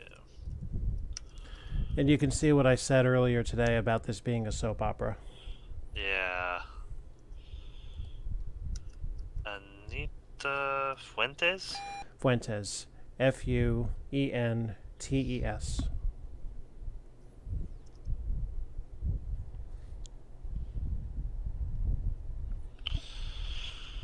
Okay. Jeez, this is like Midsummer Murders. Yeah. I mean, that's kind of what they were going for here. She was the, The Telcher housekeeper. yeah. The same one that we interrogated in case 1. So now she's had her boss and her boyfriend offed Yeah. just to She's start. not having a good day. Yeah, just to start this series. And we got 10 cases to go just in this first game. Oh boy. Alright. Well, Conspiracy theory. Anita Fuentes is the mob boss. That's one hell of a front. Pose as a housekeeper. Alright, what now? well, we have a lot of leads, not a lot of facts to work off of, but our best lead appears to be Hector Bigby, who will be found at the warehouse at V. The warehouse. How descriptive. All right. I assume the foreman would direct us to Bigby. So do you want the foreman or do you want to go straight there? Yeah, let's talk to the foreman first. Okay.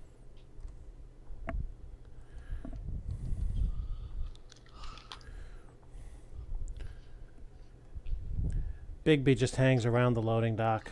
He doesn't work here. Okay.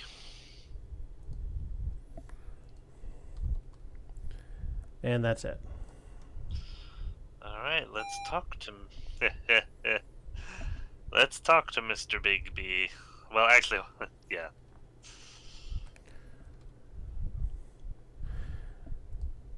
I don't talk to pigs.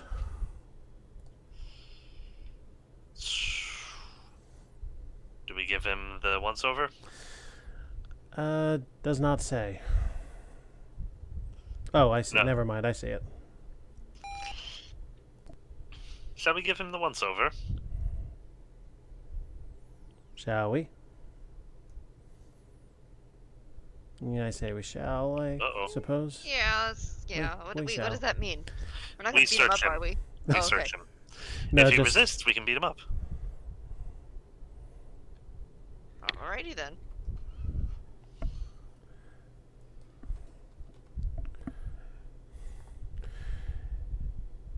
You notice that he wears his watch on his right wrist, which indicates that he is probably A person that wears his watch on his right hand. left-handed. Yeah. Most people will put their watch on their offhand because it's the one they don't do as much with, so it's a bit safer. Most people, but it's Most not. people. Yeah, it's not a foregone It's not- conclusion. Yeah.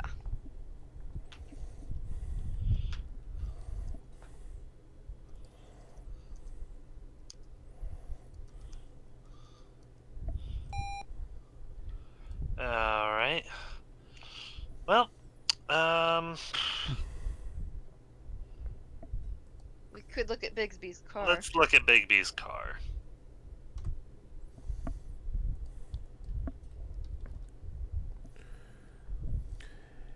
You see a crowbar with a streak of brown paint on it. Oh, now that's interesting.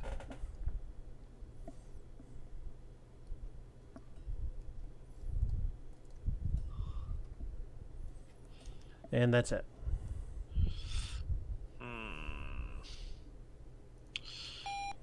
Give me just one moment.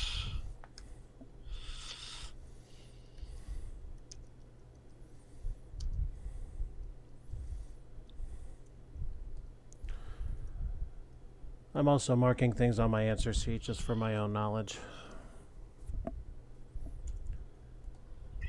This way I can actually give an accurate ruling when it comes time to present the case. Now that is interesting.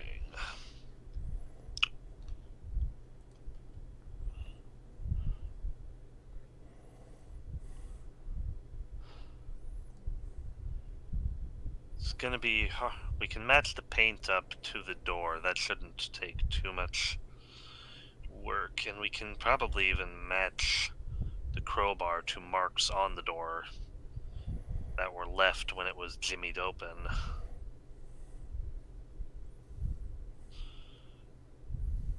I'll assume that can be done by forensic.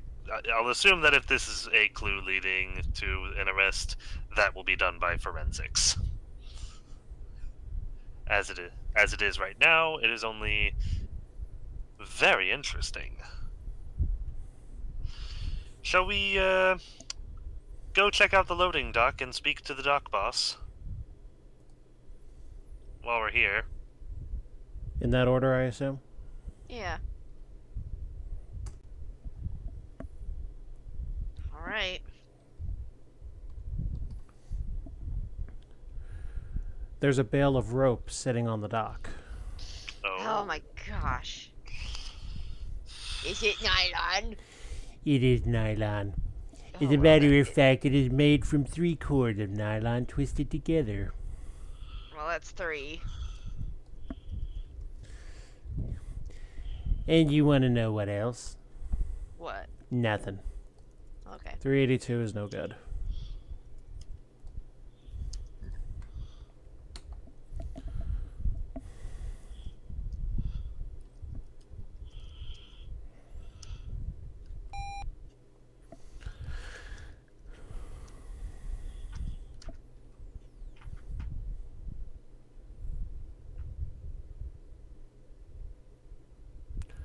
And you also wanted to speak to Fielding, I believe you said?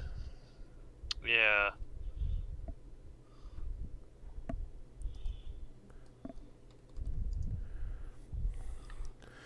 Bigby is strong as an ox. I've seen him lift 200-pound crates like they were nothing.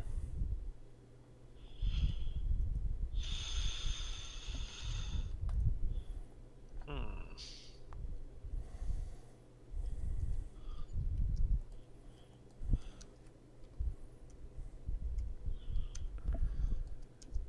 .566 is no good. 252 is no good. Alright.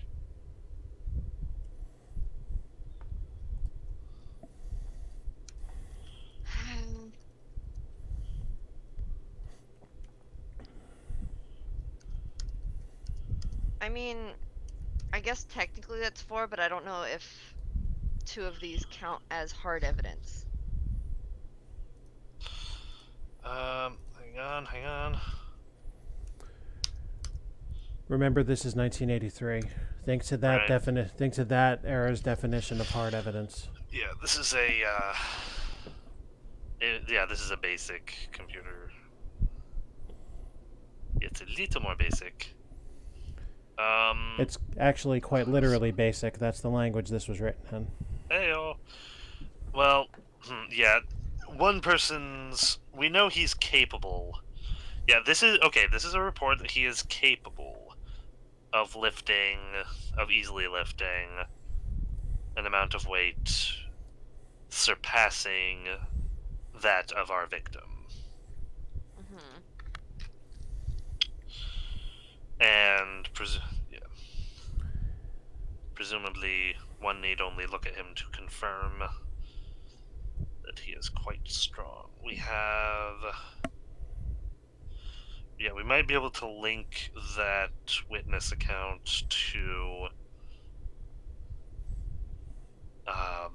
the weight of the victim and the effort it would have taken to get him up there.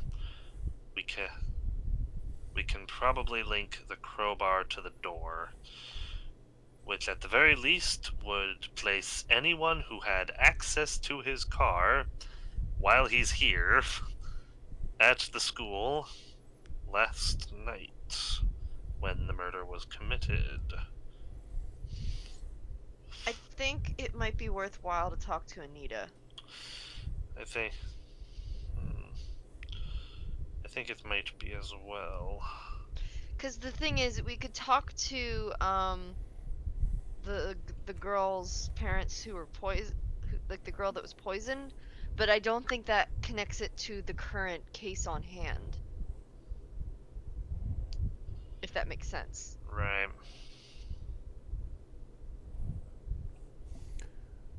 So we want to take another step.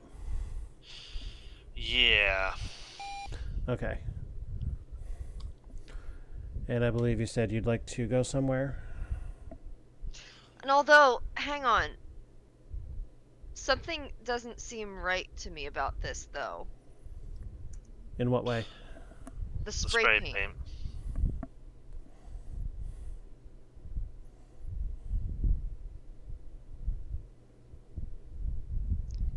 Because the spray paint, for one thing, we would probably find a can of spray paint somewhere. But also, the spray paint said, "Crucify pushers, not our kids." Our kids. Yeah. It could be a blind, or it could be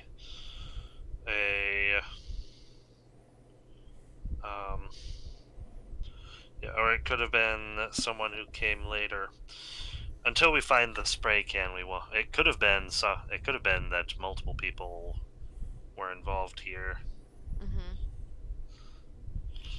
At any rate, yeah, we should check in at.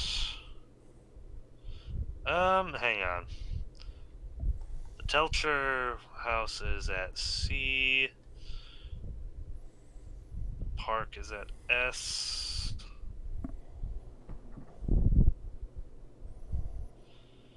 Q and A. Q's right there. The family is A. Okay, do we want to talk to... I do think it would be worthwhile to talk to the families of the kids. Mm-hmm. Because that might provide some answers as to the spray paint. Alternatively, it might also be worthwhile to check out the park where Charles Brave works. Although he's not really connected to this in any way right now. No, but we have a case of one drug dealer potentially offing another one. alleged drug dealer, and another alleged drug dealer might have agreed to help him out. We don't know. I do think the parents are a better lead than the alleged park drug dealer, but I do think you're right. We should talk to the girlfriend first. So the letter we settle on is C.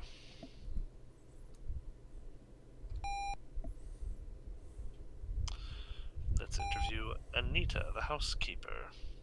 Okay.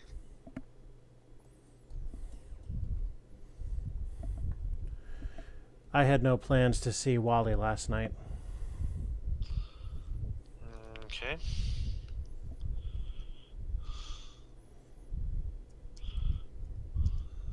Okay. Wally had to meet Bigby at the warehouse at 11:30 last night.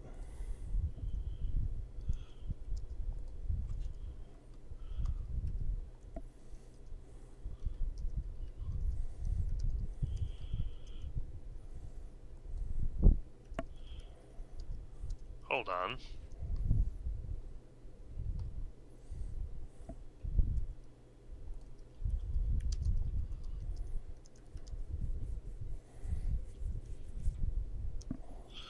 At when? 11:30 p.m.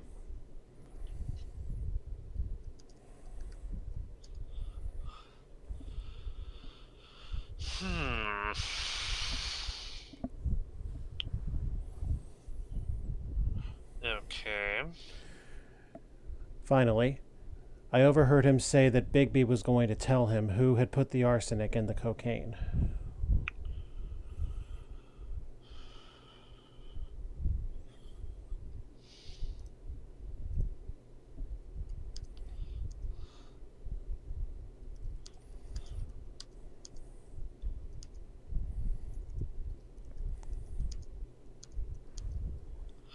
Oh, hoo, hoo, hoo.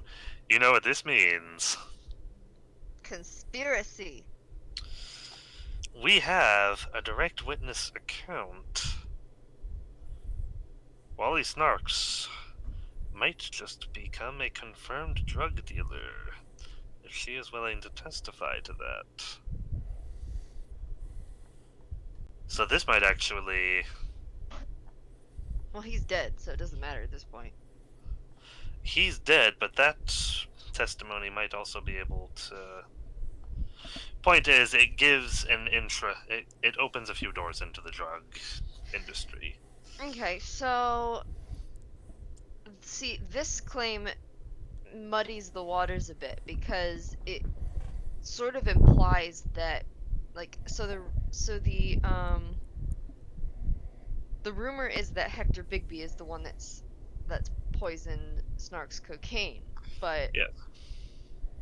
this new piece of information seems to imply that it was not him, it was someone else. Either that, or that was just the way Hector was going to get him alone in a dark place. It might have been bait. Let's see, when was the guy murdered? Okay, so the injection would have taken place between 11 p.m. and 2 a.m. So, yeah. If he arrived on time, sometime after he arrived at the docks, something happened. He was presumably hit on the back of the head and by a left-handed individual and knocked unconscious. Okay. Whereupon he was given a lethal injection of heroin. And then he somehow got, in that time frame, he and his body and someone else, presumably the one who killed him, got to the school.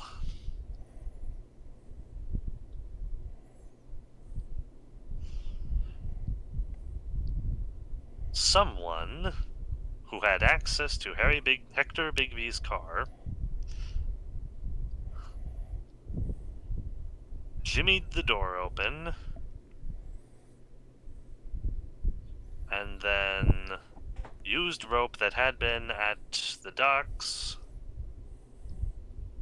to tie him onto some gym equipment. Yeah. I mean, it seems like we have enough evidence to win the case. It just doesn't seem very. There are loose ends. Yeah, it seems extremely There are loose ends. flimsy to me. For the benefit Hang of the on. viewers at home, nothing that they've said is being marked as official record. Not until they say they want to present a case does Yeah, anything become locked in. Yeah, we're speculating. Okay, Caleb, Well, if you want to keep going around and taking notes, I need to jump in the bathroom real quick. okay. Well,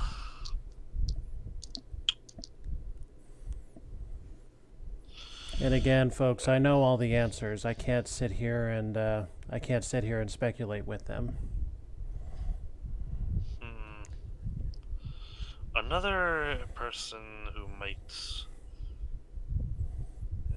another person who might be involved.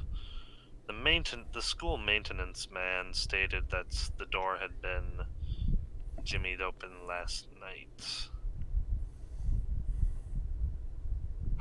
I took that to mean that he had found it jimmied open last night.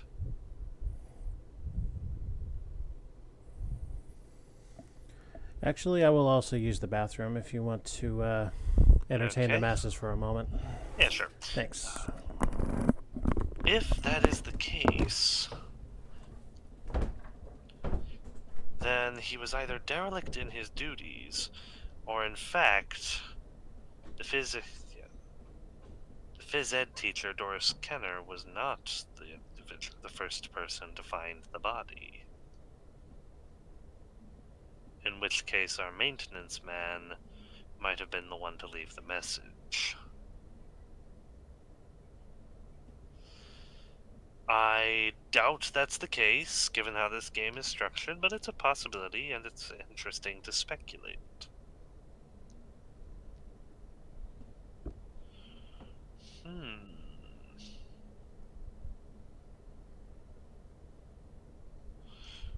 Most interesting.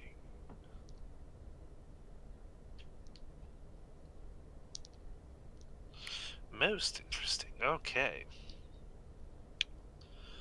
So,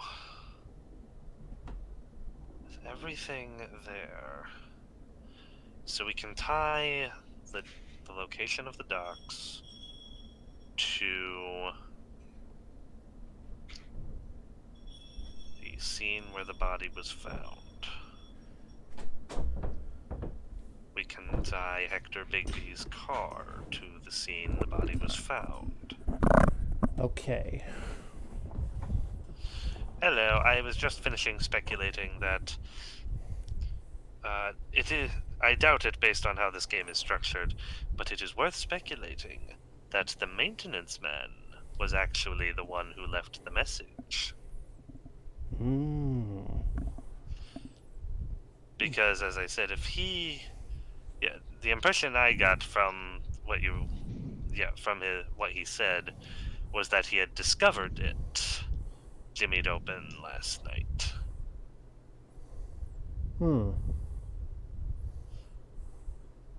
Not necessarily that he inferred it. If he had discovered it, then that begs the question, why didn't he investigate it? Which means either he was derelict in his duties, or he may have actually been the first one to find the body. As I said, I doubt it based on how the game's structured, but it's fun to speculate. Indeed. All right. Did I hear Robin return? I did. Ah, hello. Okay, so, what do? I think we talk to the parents. Okay, so where would we like to... Whoops, wrong window. So we would like to move?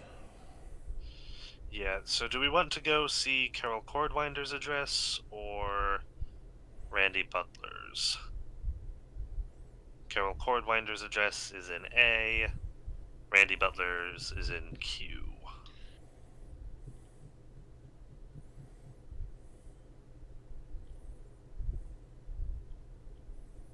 I think we're better off going for Cordwinder because the boyfriend is only tangentially connected to this case, I think.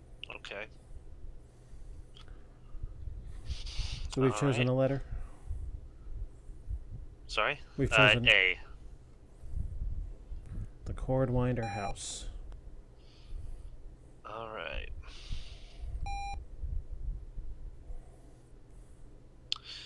Alright, let's talk to the people and then we'll take a look around the house. Okay.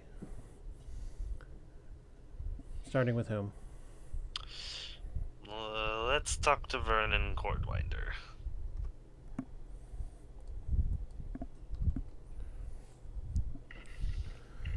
I never did find out who sold Carol that poisoned cocaine. Okay. My wife died 2 years ago. I spent the entire evening here with Sammy. And that's it. Okay.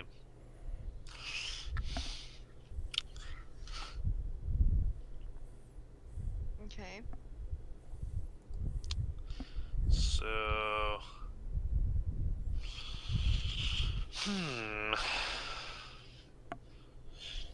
Shall we talk to Rosie and Samuel?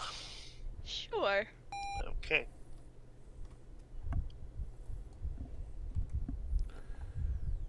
No. No. No. No.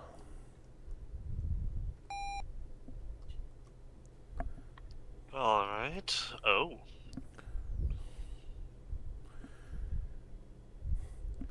My father is an ex-Marine. He's really stayed in shape.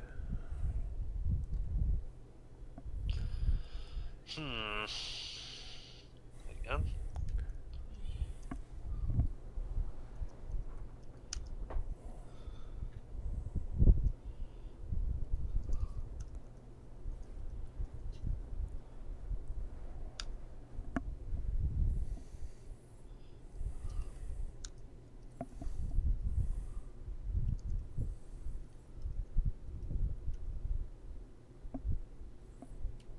Oh.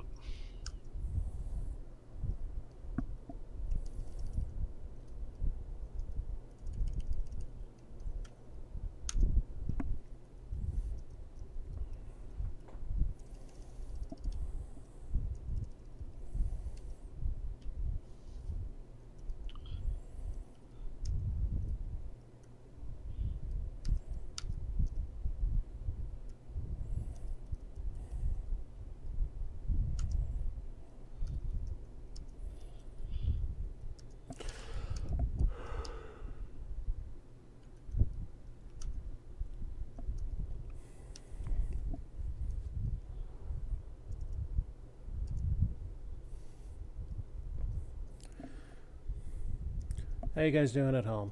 Keeping up all right? Okay. My father was home all last night. Okay. I went to bed at 10 o'clock, like always.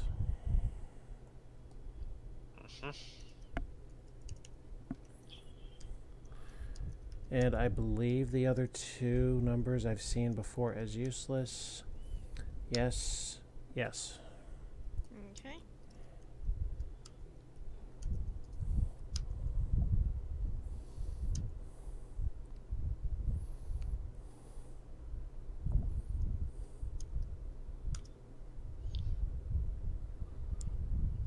Okay. Let's take a look around the house. Where would you like to go? Let's just go straight down the line, I guess. Okay. Beginning in the basement then. There's a set of bodybuilding weights. Same clue as we found in the school. Though not necessarily the same set, but same number. There's a roll of cloth rope usually used for hanging laundry.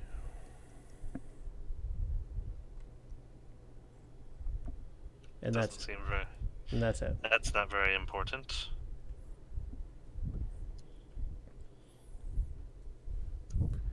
Continue excursion.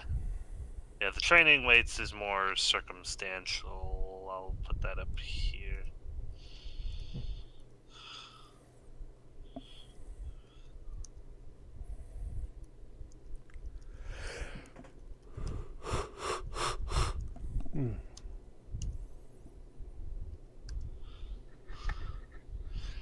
Okay. Do you want to continue excursion? Yeah. Okay. It's pretty clear that this is the red herring of the red herring killers so far, but because it's giving us, oh, he's strong. Well, I would say that supposition... Oh, he has weights like the gym does. Oh, he has a rope. Yes, I would say that supposition is corroborated by these three useless clues.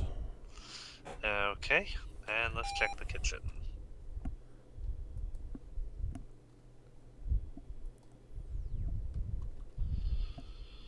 Mm-hmm.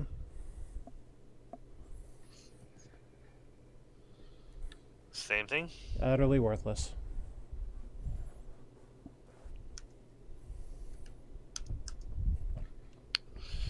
Alright.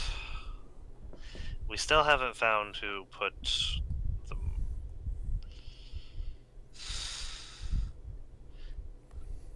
That loose end is going to bother me.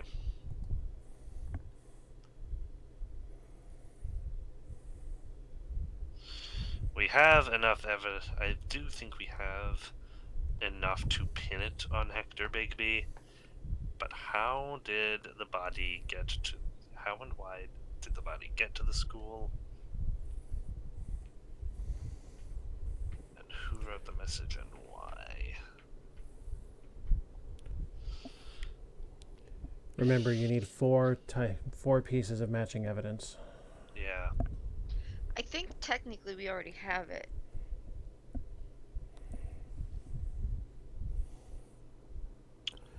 Would you like to present something just seems missing. Would you like to present a case? Let's keep looking. Okay. Where to?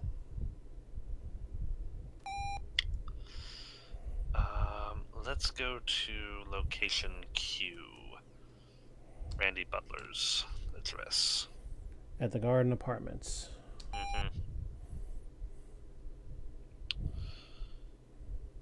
Okay, let's talk to Randy Butler.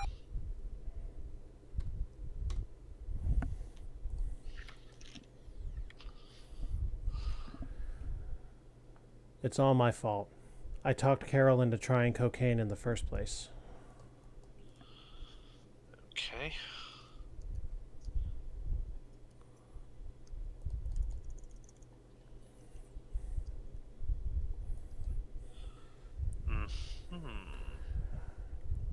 I've spent the last week either drinking or hungover.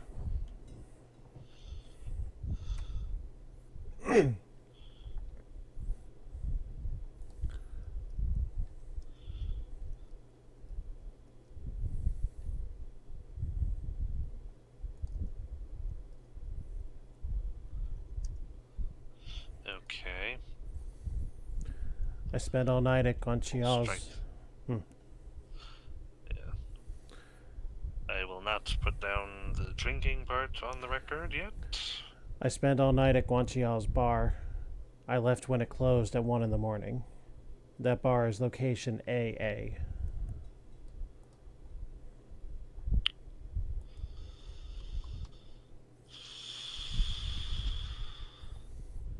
And 376 is useless. Okay.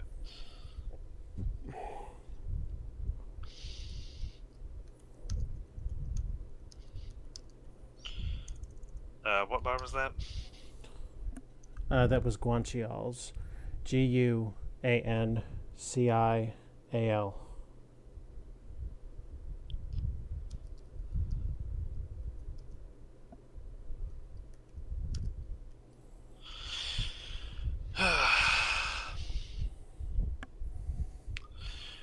gives him time to be involved somehow.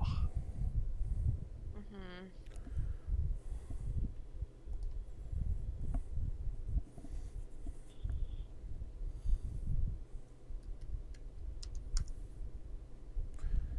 What next?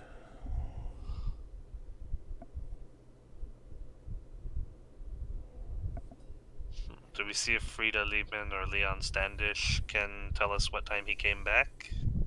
You can.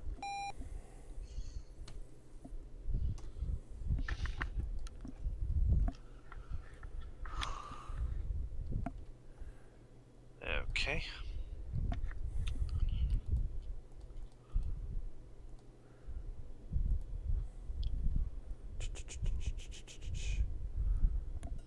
Frida knows absolutely nothing. Okay.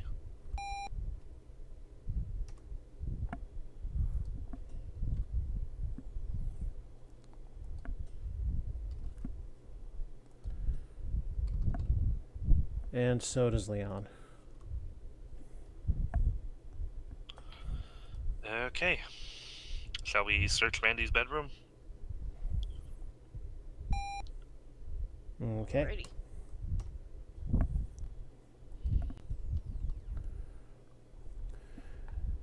There's a big poster of Randy holding a football in his right hand, cocked and ready to throw. Okay.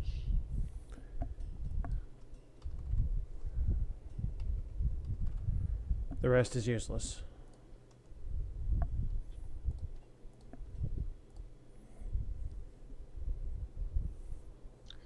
Honestly, I think we're just not gonna find anything else.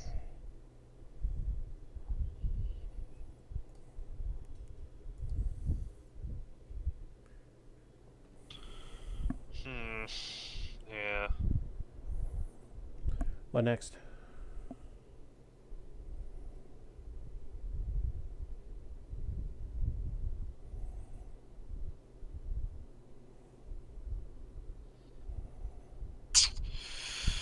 Well...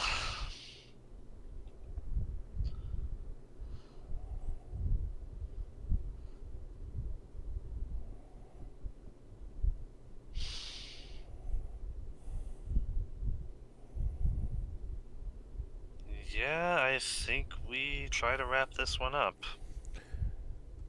Confirm? Okay. Okay. So the idea here is we're supposed to find 4 pieces of what are they called again? Confirming evidences? So your Gwyn conditions are A, name the murderer, and B, 4 out of 6 available matching evidence pieces. So first, name your accused. I believe we are going to name Hector Bigby. Yep. And begin presenting evidence. For matching evidence, We have the watch on the right hand. matching up with the profile of a left-handed killer, we have him in possession of a crowbar with fresh brown paint, which matches up to the door at the school where the body was deposited. That's 2. The rope used to tie the victim to the gym equipment is distinctive and easily accessible at Hector Bigby's location. That is 3.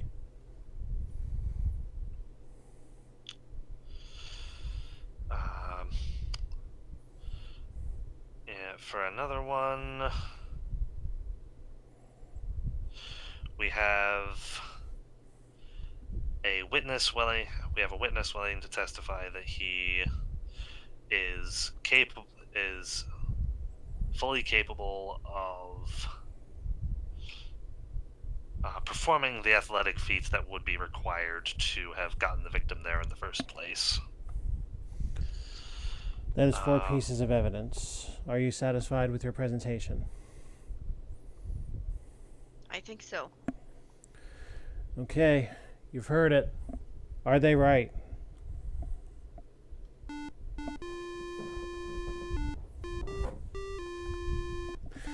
Hooray! Well, as much as I would like to congratulate you guys on a job well done, the game doesn't seem to think so. Well, yeah, that's because we went on the right path to start, and then it's like we've left a lot of loose ends. We should really see if he's the only. Honestly, it would be poor detective work to ignore everyone else. Well, that's good detective thinking in the real world, but as far as the game is concerned, you had all 6 before you visited the Telcher house. Wow. Yeah, so the ones you got were the nylon rope used to tie up Snark was identical to the rope at the loading dock to which Bigby had access. Snark weighed 197 pounds and 2 attendants struggled to cut him down. Bigby's strength was such that he could lift 200-pound crates like they were nothing. Right. The blow to Snark's head was struck by a left-handed person. Bigby is left-handed. And a freshly painted brown school door had been jimmied open. Bigby had a crowbar in his car that had streaks of brown paint on it. Those are the 4 that you got. The other 2 were Snark was killed between 11 p.m. and 2 a.m. Bigby had arranged to meet him at the warehouse at 11:30 p.m. Within that time frame and with plenty of time for the injection to take place.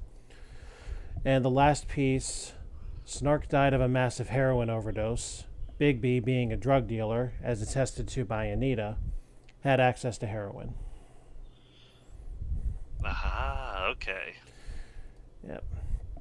So yeah, you guys had it for a pretty good amount Very of time. long time. Yep. Yeah, it's like we have enough here to technically make a case. And yeah, this is probably I was listening to some true crime stuff. And it's like, okay, yeah, we have a full case here, but we can't just ignore everyone else.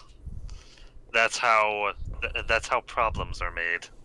And incorrect accusations are formed. Yep. That's also how potentially guilty people can get released, is if you overlooked a likely suspect that they're able to point to. Very true. And now the story. Hector Bigby wanted to take over Wally Snark's lucrative high school territory. Bigby hoped that... Will you quit dimming on me, please? I need all of that light. Stay up. Bigby had hoped that... Man, I hate that I can't read this. Okay, Bigby had hoped that spiking Snark's cocaine with arsenic would be enough to discredit Snark with the student body and drive Snark out of business. When that did not work, Bigby decided on a more direct approach. He arranged to meet Snark at the warehouse at night. When they met, Bigby knocked out Snark, gave him a massive overdose of heroin, and then drove him to the school. Bigby used the crowbar in his car to pry open the newly painted brown side door. Then, using rope from the loading dock, he tied Snark to the gymnastic rings, where he was found dead the next morning.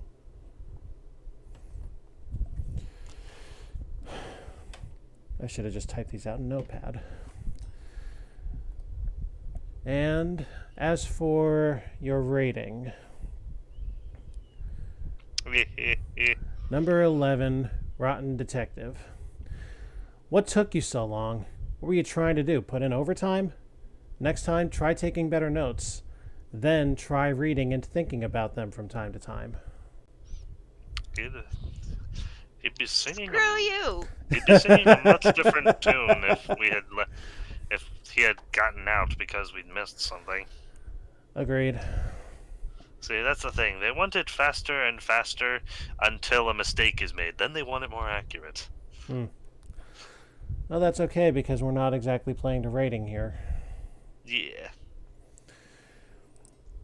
All right. That is 2 cases.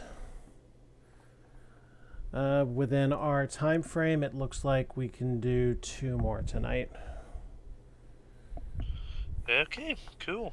All right, so let's move on to case number 3.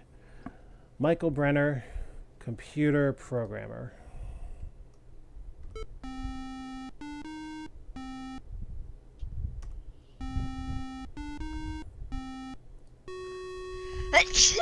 Bless you. Thank you. Bless you. A call comes into homicide at 10:55 p.m. Friday. There had been apparent robbery which ended in a shooting in the restaurant on the park's parking lot. The victim, a white male between 25 and 30, had been shot 3 times in the chest and had died before any police units arrived at the scene. The victim's wallet was missing, and there was no other form of identification on the body. On Saturday afternoon, you had received the autopsy report stating that the John Doe had died of gunshot wounds inflicted by a .22 caliber handgun. He had eaten a large meal within a half hour of his death. Monday morning at 11:15, a call comes in from missing persons. Michael Brenner, a computer programmer at the Associated Bank, is missing, along with roughly $2 million in bank funds. His fingerprints, supplied by bank security, match those found on your John Doe. The bank has spent all morning tracking down its money.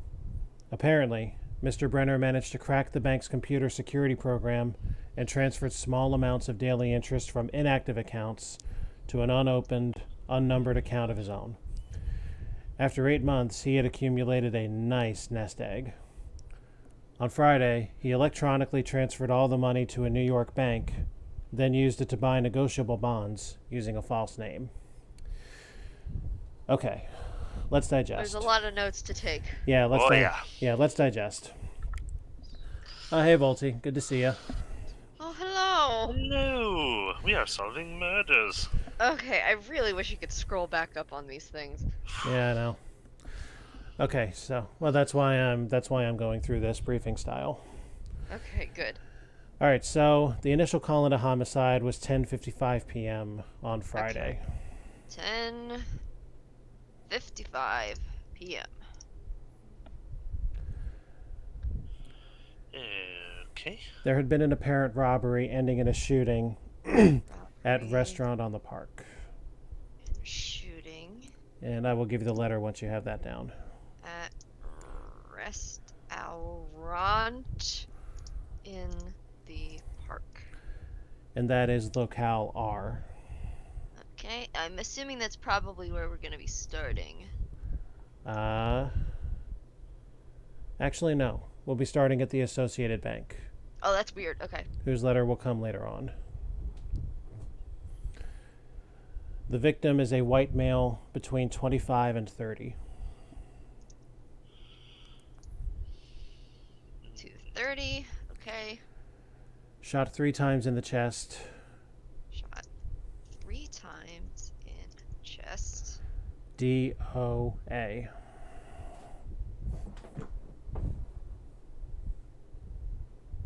Okay. Victim's wallet was missing. No ID on the body.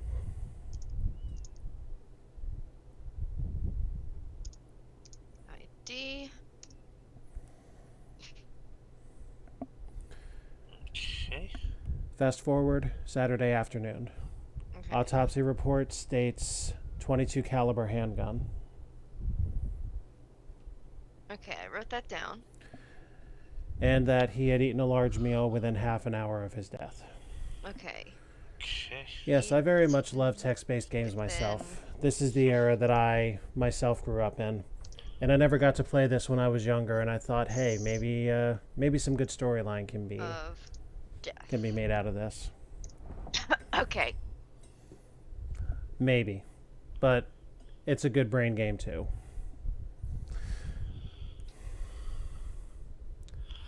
Okay, so we have that ready. Okay, eaten within 30 minutes of death. Okay. Yeah. Fast forward, Monday morning, 11:15. Missing persons call. Okay. Michael Brenner, computer programmer at Associated Bank is missing. Okay, missing person, computer programmer. What was his name? Michael Brenner. That is Brenner. Michael Brenner. Okay.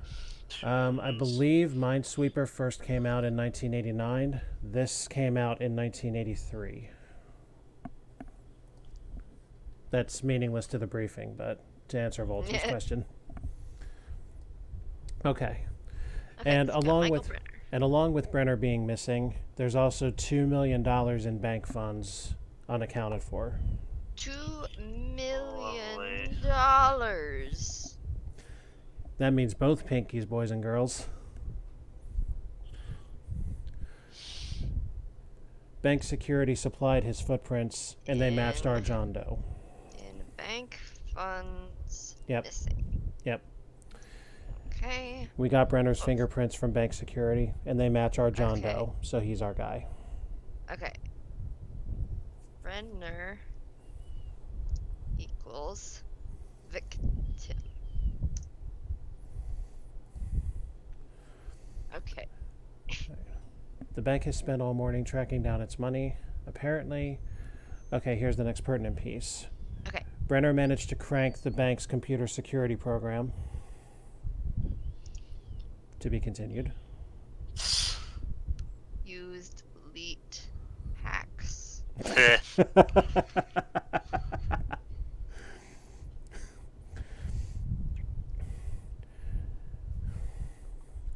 And transferred small amounts of daily interest from inactive accounts to an unopened, unnumbered account of his own. So basically, he took small amounts from unused accounts and put them somewhere secret. Okay.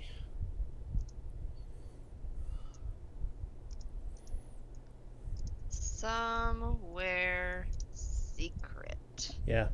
An unopened, unnumbered account. After 8 months, he had accumulated a nice nest egg. So this took him 8 months to accomplish.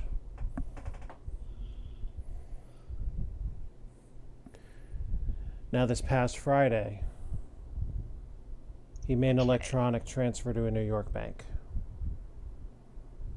Okay. Wait, when? This past Friday.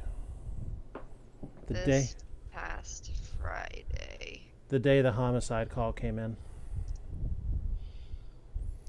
Day of murder. Made electronic transfer He transferred to now all to a now Yoink bank.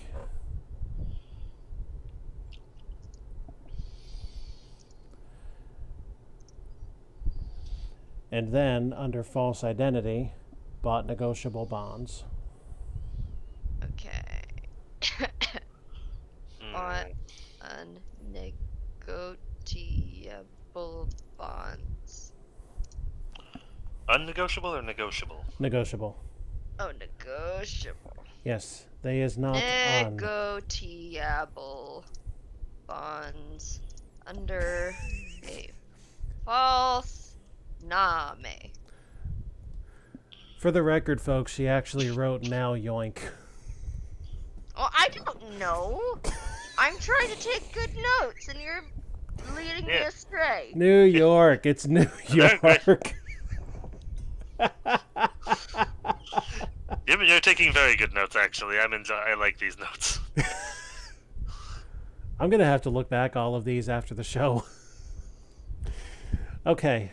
Any questions on background? Okay, so we need to figure out who murdered Michael Brennan and locate the $2 million he stole. That is quite literally all you have to do. It's much simpler than the 2 previous cases. Not necessarily easier, but much simpler. Excuse me. Okay. All right. Everybody begins at the Associated Bank, location E. Shortly after the discovery of the theft. Okay. And we've marked that restaurant on the park as location R.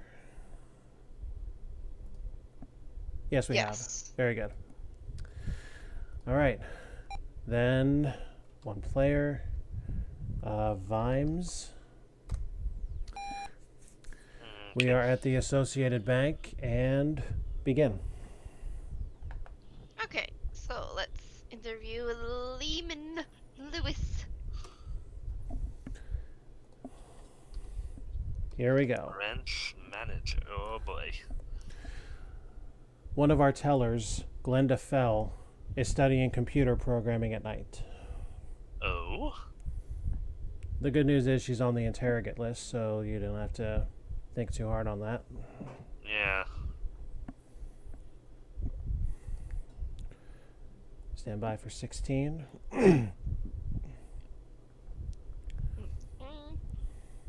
Wait, what was 217? 217 was one of our tellers, Glenda Fell, is studying computer programming at night.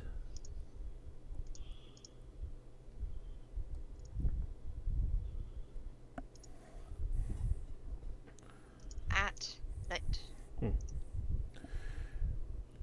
She dated Brenner a few times and used to like to watch him work during her breaks.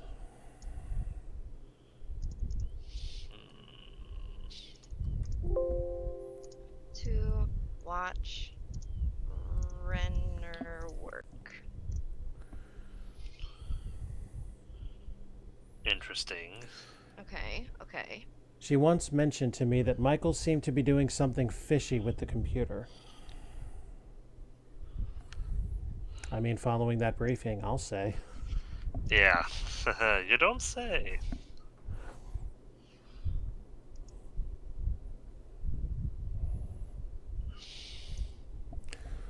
Okay. Whoop whoop, suspicious happenings. Okay,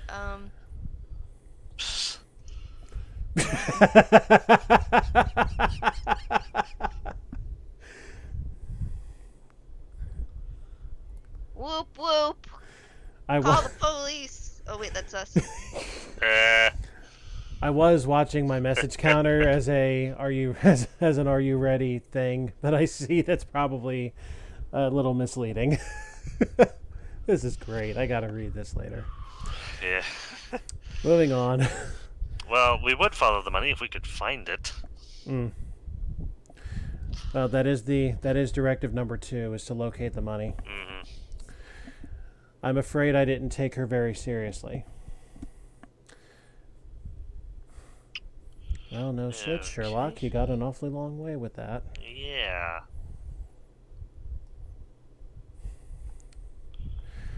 I really don't know that much about computer security, and I underestimated how smart Brenner was.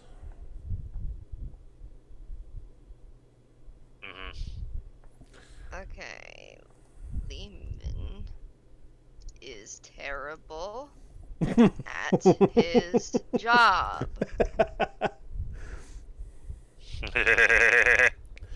Who's to say he didn't have some bourbon with that branch? If anybody out there has ever drank bourbon and branch or watched Dallas. Who shot JR? Oh, wait, wrong mystery. Yeah. All right.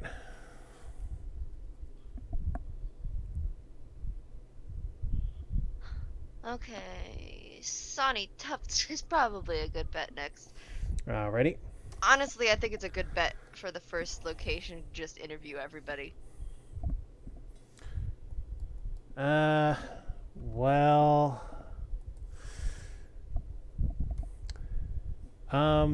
Before I say anything, Robin, would you like to go on a diatribe about people being good at their jobs? Sonny is also terrible at his job. Oh, for those watching at home, all of those clues are useless.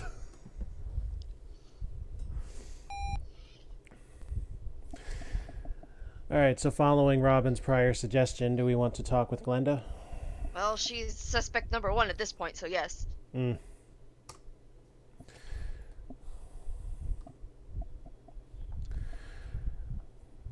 I dated Michael a few times. He lived at the Okay. Garden Apartments.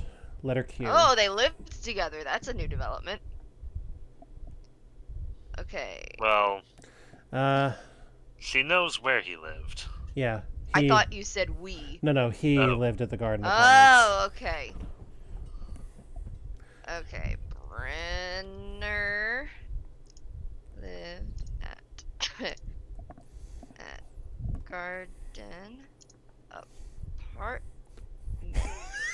Actually, as I look at this next clue and realize one of the earlier ones, there's some sense of humor in this. Oh, good. Okay, what's that location number or letter rather? Garden Apartments is Q. Is Q. Okay.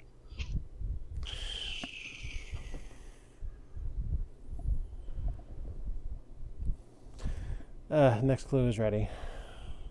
Okay. Michael used to hang around the bar on weekends. And the That's thing delay. the thing I found funny is the fact that Guanciale's bar is lettered AA. Yeah. And I just noticed that, slow as I am. Ugh. That's funny. Oh, And again, Guanciale is Guancial.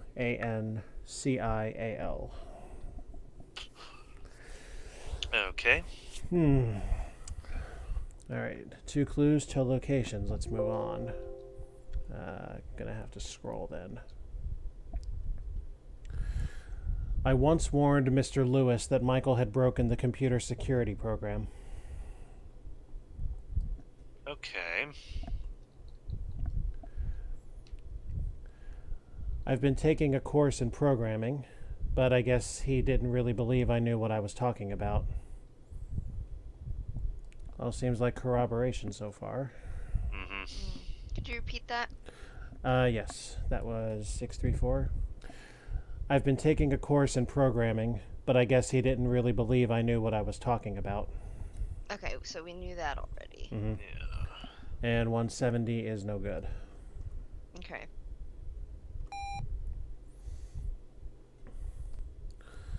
All right. Playing on down the line then, if that's what we wish to do.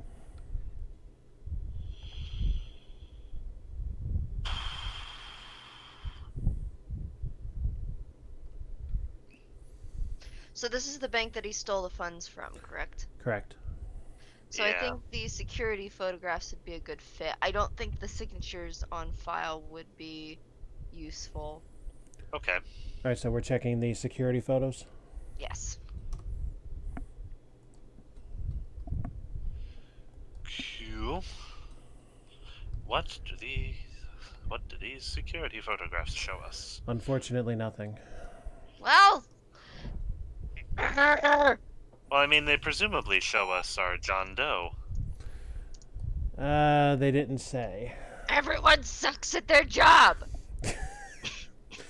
So, This is the worst bank. Never use it.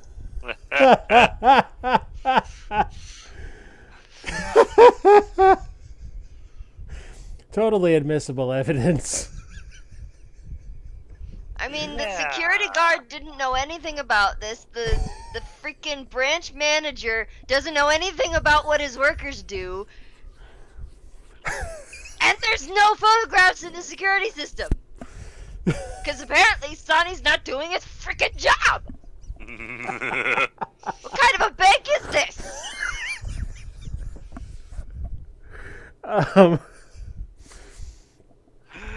Well then, okay.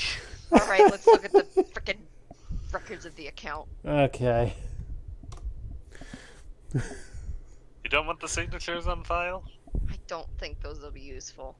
Okay. Fair enough. $2 million were transferred out of this unnumbered account on Friday. Okay. And 81, 82, 83. Useless. Big transfer to unnumbered account on Friday.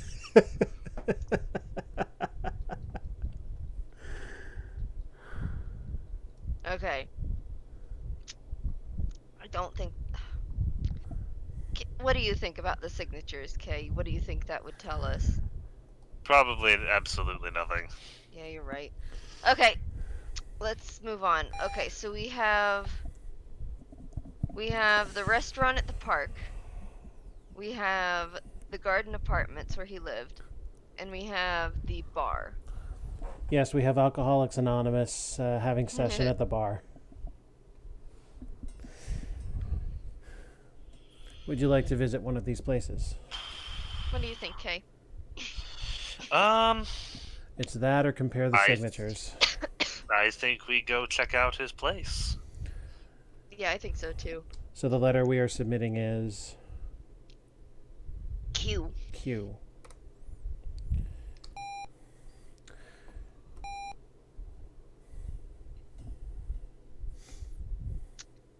Okay.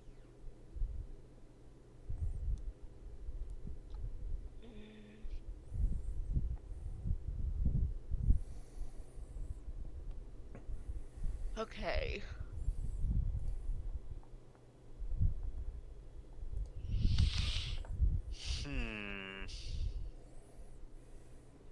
I think we search through well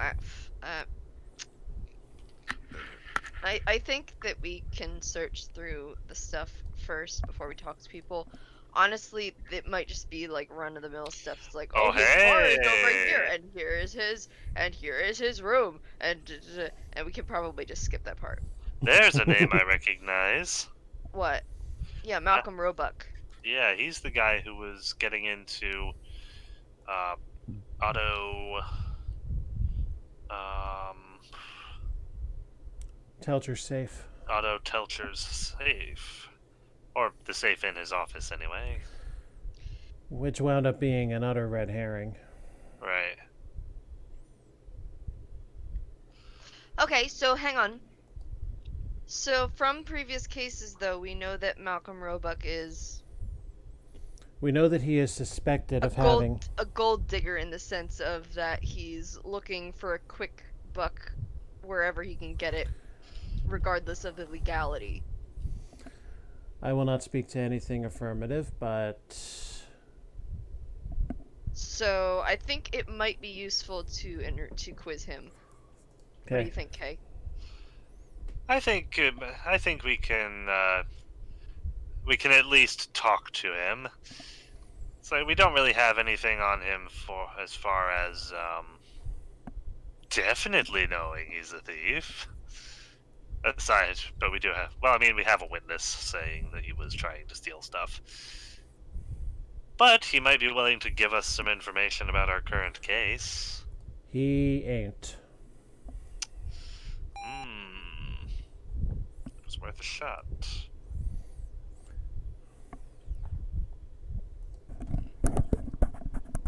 Okay. Alright, let's search through the bedroom then. Okay. That sounds okay? Okay.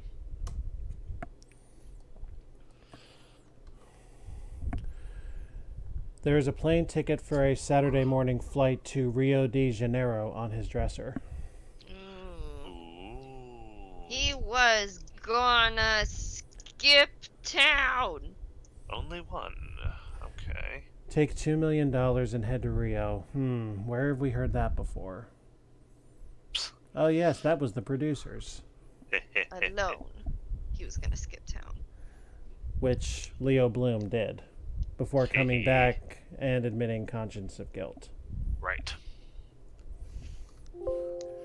Making a very moving song type speech to everyone before being promptly arrested and sent to jail. And there's absolutely nothing to be found here aside from said ticket.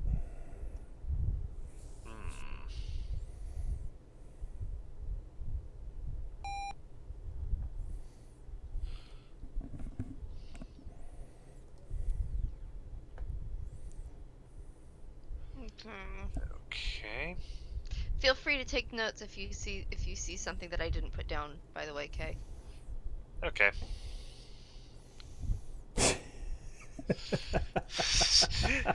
I was actually thinking, I took all the notes last time. I should let Robin take all the notes this time. Oh, shut up! Just make sure I don't miss anything. Okay. I'm enjoying your style of note taking, Robin. Me too. Yeah.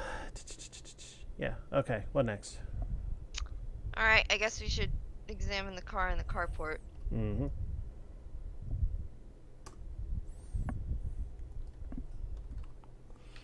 Okay. There is no sign of the money or the bonds. Okay. Interesting. Are they in his linen closet? And the Not other his linen closet. It's an apartment building. and the other Oh, two are yeah. no good. The linen closet. Okay. All right. Next. What's your opinion on this, Caleb? He might have blabbed to someone at the bar, or he might have,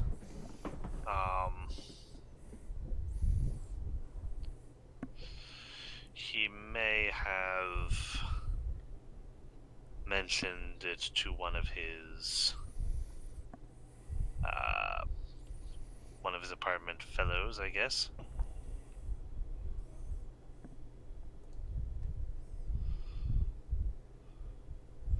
I doubt we're gonna get anything out of these guys. But actually, we might get an idea of his movements on the day he died. Like, one of them might have an idea of when he left, where he was going. Like, they might have been making small talk, so I think it might be worthwhile to talk to them after all. Okay. So what do we want to do? Talk to Rhonda. Okay. And then we'll talk to Charles, and then we should go check out the bar. Michael told me he had just gotten a new job in New York. Huh. Oh. He was going to have to move almost immediately. Interesting. Didn't make much sense because he was carrying his briefcase with him. Oh, a briefcase. To solve this, we just have to find who killed him and the money, right? That's all you got to do. Yeah. Alrighty. Yes. I mean, why would he bring work home with him if he was leaving his job at the bank? Well, you know, you gotta put those staplers somewhere. He's a little suspicious. Why do you believe he has a stapler?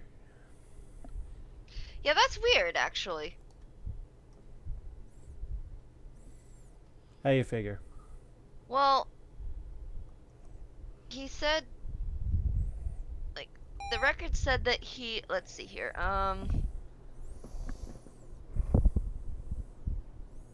okay, this past Friday, day of murders, when he transferred all the money to a New York bank, bought negotiable bonds under a false name.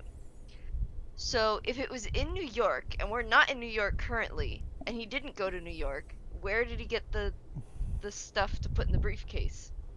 Or was he just bringing a briefcase to wherever he was going to get the stuff? It just seems weird. It is that. Perhaps there's still more sense to be made of it.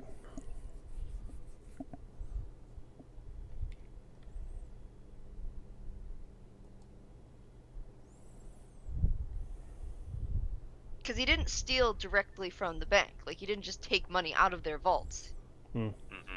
He did it all electronically. So why would there be a need for a briefcase? Unless he really was just taking all the staplers. Well, wait a minute. How did he? Yeah. How did he do it again? Okay, so he transferred all the money to a New York bank, Okay. and then he bought negotiable bonds under a false name. Right.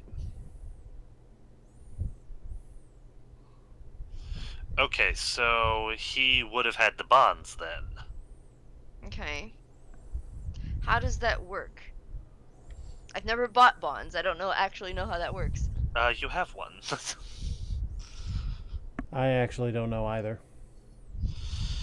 um.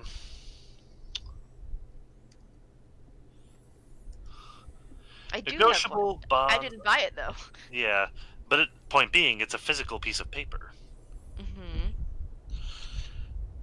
Negotiable bonds are bonds issued by private corporations or by the U.S., United States governments, the states, municipalities, blah, blah, blah, payable to the order of the bearer. Such bonds are payable to order or bearer, whether the interest coupons are attached or detached. Reminds me of that stocks and bonds game we used to play years ago. So Yeah. did he transfer all of the money to a New York bank and then buy all of the bonds from this bank? Let me check background. I might be able to answer at least some of that. Because that seems like it would be super spish as well, and unless everyone at the bank is incompetent, which is possible. No, you know what it is? What Hang is on. If I think this right, if I'm thinking this right, basically, by buying $2 million worth of negotiable bonds, he could then go to Brazil, present them in Brazil, and be presented with $2 million worth of Brazilian finances. Yes, that still doesn't explain how he was able to spend the 2 million on bonds Check. at his bank and then get out of there without alerting people. That's probably why he was acting fast. We might need to check those signatures after all, if he did use checks, but we'll hold off on that for now. Allow me to read the last sentence on the background. On Friday, he electronically transferred all the money to a New York bank, then used it to buy negotiable bonds using a false name. Yeah. So it does not mention a method here. Yeah, in modern days, we could use debit. He might have used the phone, perhaps. But then how would he physically have the bonds in a briefcase if he bought them remotely? True. He did say he was going to move to New York, but we have no evidence that he was actually there. As far as I'm aware, that conversation happened that Friday. Yeah. Because the transfer happened that Friday. So unless he got the 2 million in bonds from that specific bank by using the New York bank account, yeah, there's no way he would have had the bonds unless he did that. Well, Which I guess is why everyone at this freaking bank has to be freaking up their own butts and incompetent. Well, the New York bank would have no reason on its own to ask why such a big amount. So, hold it. Had the fax machine been invented by this point? Yes. Okay. I doubt you can fax a negotiable bond. I don't think you can fax really bonds. doubt that. Yeah. I don't think that's I possible. can't imagine a facsimile bond would be any kind of legal tender.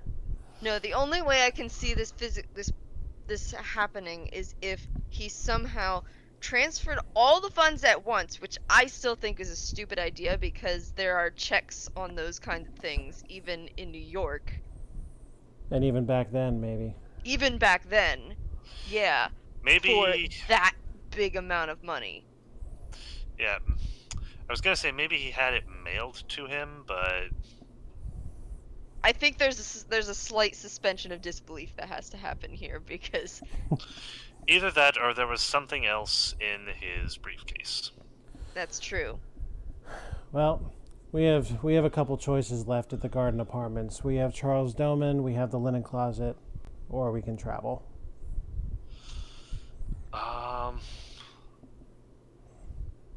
Well, I mean, there's a possibility that the handyman might have seen what was in the briefcase.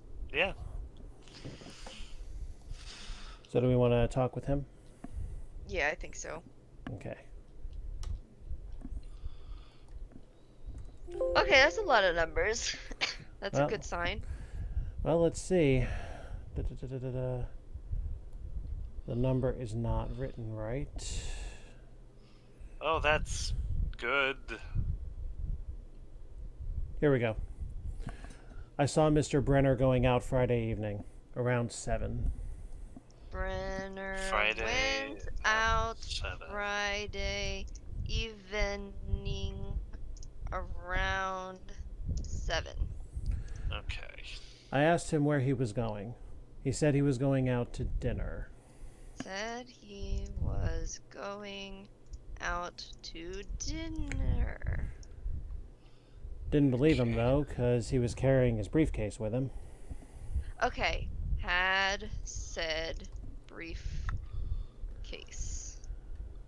Okay. Of course, I never saw him go to work that late before.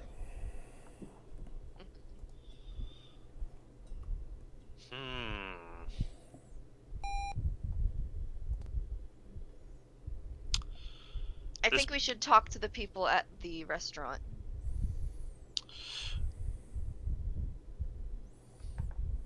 Where was this body found? In the car park of the restaurant. We should probably go there at some point.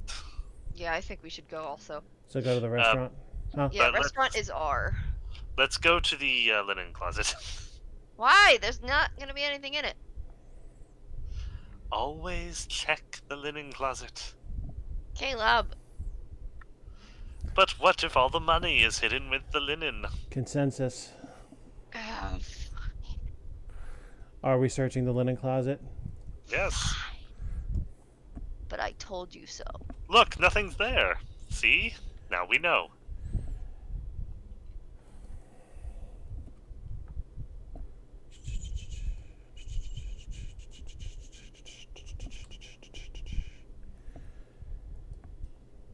He is right. Nothing there. Told you. See? I'm right. Caleb! As he said, I was right. Caleb! No, I said she was right. I heard he. Oh. I did say that. Well, look, you heard wrong. Yeah, Robin is correct. So the next suggestion was The restaurant. yes, the That is site R. where the body was found. And that parking lot is where his body was found. restaurant on the park. Yeah. And here we are. Alright, so it seems that we're given no opportunity to present a case if we're just arriving at a location. We would have to do either an interrogation or a search to have that option available. Okay. So Cool. let's talk to the people here. Okay. Any particular... Sorry, 1 second. Hold up. Okay. Sure. Okay, false alarm. Okay. This is the worst bank. You still on that? It's really bad! It is really bad. It's but a we're small town and this is the only bank here? but we're here trying to have a nice dinner. What are you doing spoiling the mood with all this talk of unprofessionalism? Well, people have to know about it. Things aren't gonna get better if people don't know about the... Problems. Yes.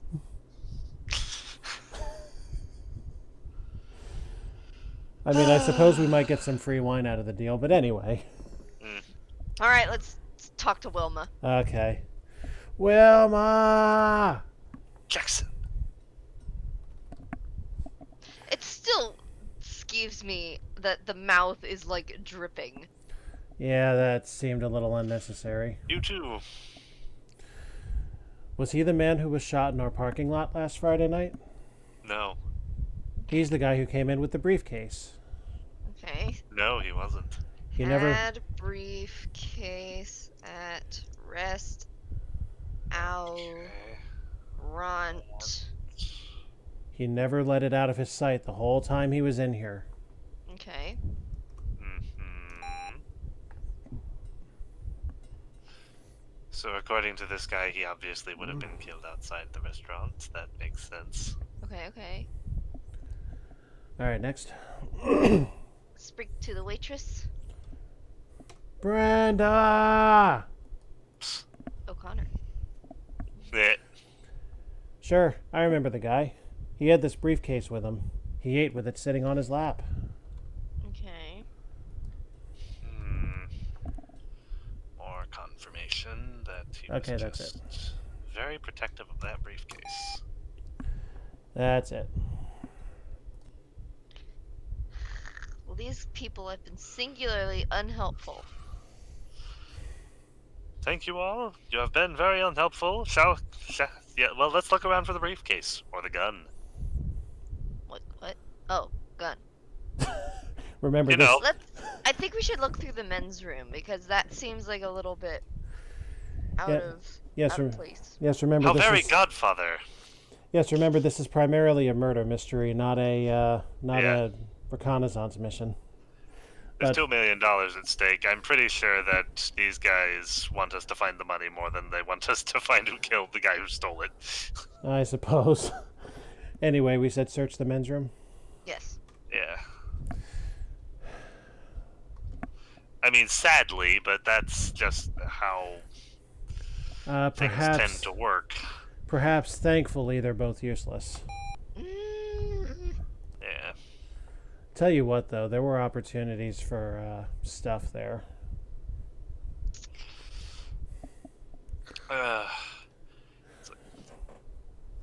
Sad to say, for a lot of people, a person's life is a lot less valuable than a whole lot of money.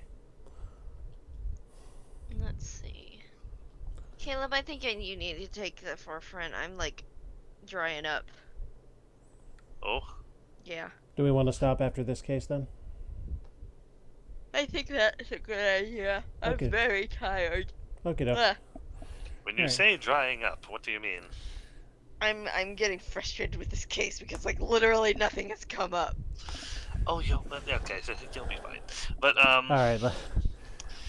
All right. So if fatigue is setting in, we'll finish this case and then we'll come back next Sunday. Yeah.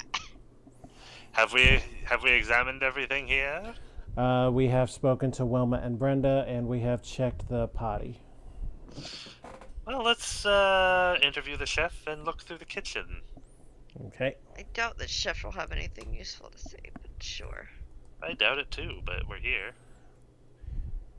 When I heard the shots, 2 or 3, I think, I ran outside.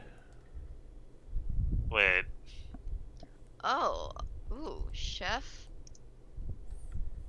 ran outside after the gunshots. How many was he hit with? 3. 3 in the chest. He's got confirmed 3 in the chest. That was the autopsy report. Right. Just wanted to be sure of that. I saw this guy, a white dude, well dressed. He had a suit on, kneeling next to this other guy and going through his pockets. Oh. Okay, suspect is a well-dressed white man.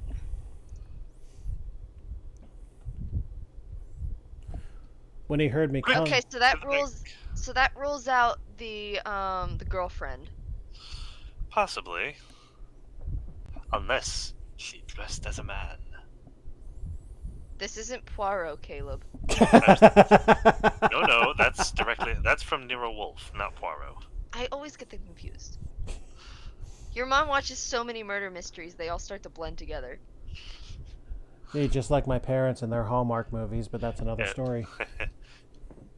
Poirot is very polite and has a fun mustache. Nero Wolfe is the guy who gives the police no sandwiches. I am getting hungry. Okay, let's see here. Okay, so suspect is a well-dressed white man. Okay. Does he have anything else to say? Really narrows it down. When he heard me coming, he jumped up, grabbed a suitcase or something, and ran to a car. A caddy, I think. Then he took off. Cadillac. Okay.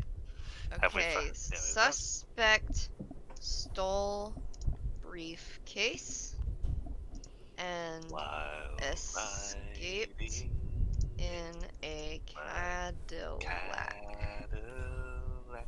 Did he trade in a Chevy for it? Cadillac. C-A-D. I already got it. I-L-L-A-C. Okay. It's in spell check, Caleb.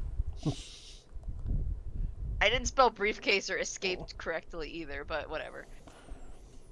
Did he trade in a Chevy for that? How about a Nash? That was a Billy Joel song I was referencing. That was a novelty song I was referencing. Yes. Okay, what next? Okay, so we need to figure out who this white guy is.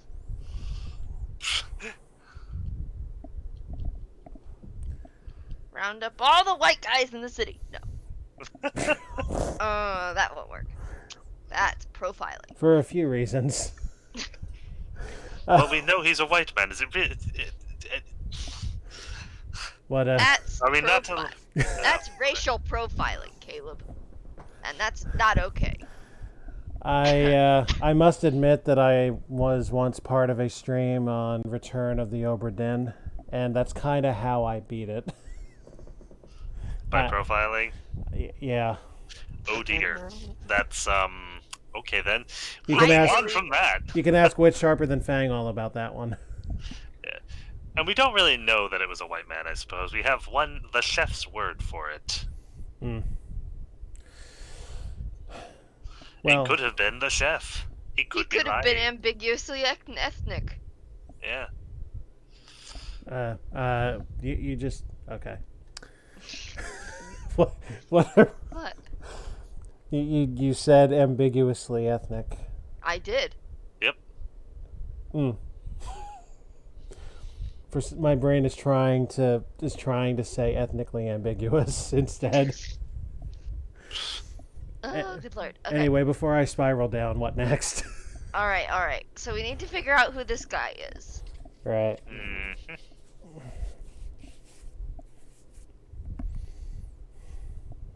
But all we have to go on is that he's supposedly a white guy who's well dressed, and he has a Cadillac. And a briefcase. Yeah.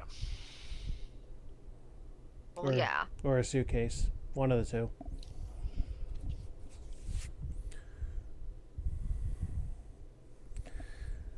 Okay, so what do? Well, the last place we haven't gone is the bar. Okay. Although I suspect that might be a red herring. Well, the thing about okay, so who knew he was going to do this? Because clearly this is someone. Yeah, it's almost definite. Yeah, it's almost definitely someone who knew that he was doing this. Ergo, it's someone he either was in cahoots with, or someone who found out about it. So you think the bar is our best bet then? I think the bar is actually a pretty solid lead because. Where are the other leads we have?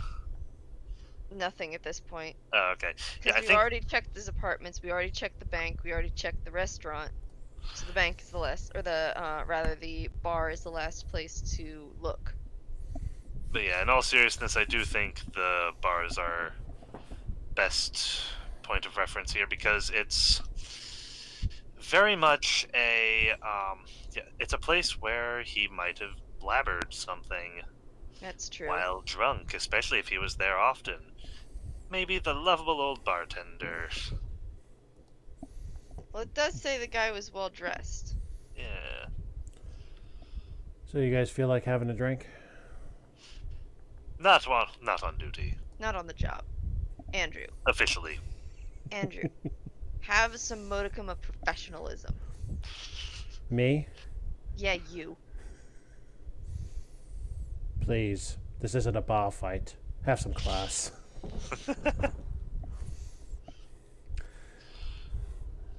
All right, Alright. so off to the bar. To the bar. Okay. Off to That's AA. To the bar, to the bar, to the bar.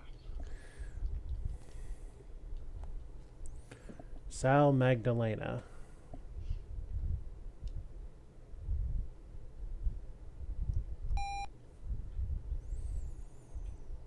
Okay, so we have the I bartender. think we should talk to the owner. Do you? I do. Well, the owners say Jack Diddley. Alright, Ah. fine. So let's talk to the bartender.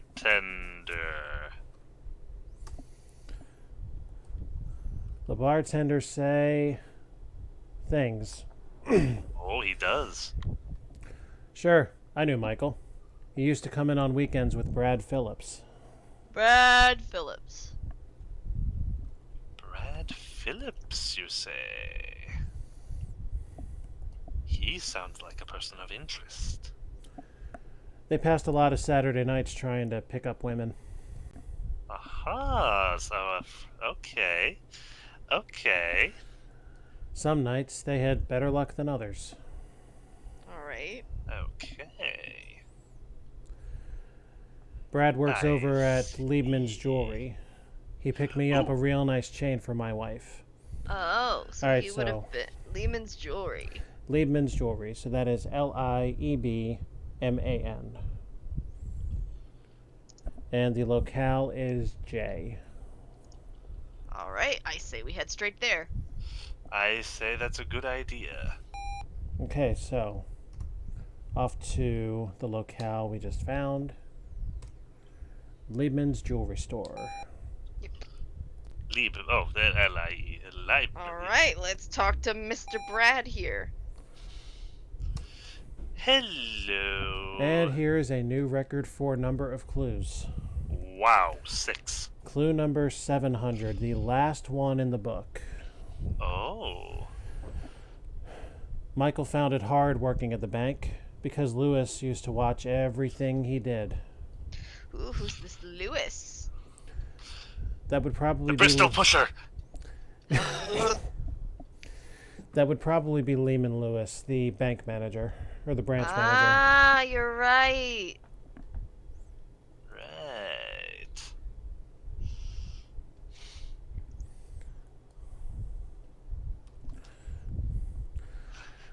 I hope you appreciated my reference there. Mhm. Last year, Lewis had a Christmas party at his apartment in the Sinclair Towers. Why? And invited Michael. Okay. Hmm. Wait. What? Hmm? Okay. At Sinclair Tower. Where? We has been there before. Yeah, where our victim lived. Right? No, he lived at the Garden. He lived at the Garden. He Sinclair lived Towers at Garden is completely Apartments. different. Okay. Yes, you're right. Lewis spent all night bragging how he had set up the perfect computer security program. Okay. Oh. He claimed it was unbreakable. Oh, really? That's why he was promoted to branch manager. He understood money. Because and he claimed it was unbreakable. he understood money, and he was a computer whiz. He did it. Michael used to swear that one day he would break Lewis's program. He did it. He acted like he didn't know anything about the job. Yeah. He did it. Well, congratulations. You've determined one piece of the puzzle. We found the piece that didn't fit. Do you think we should check Sinclair Towers, because that's probably where Lewis lives, or do you think we should go back to the bank?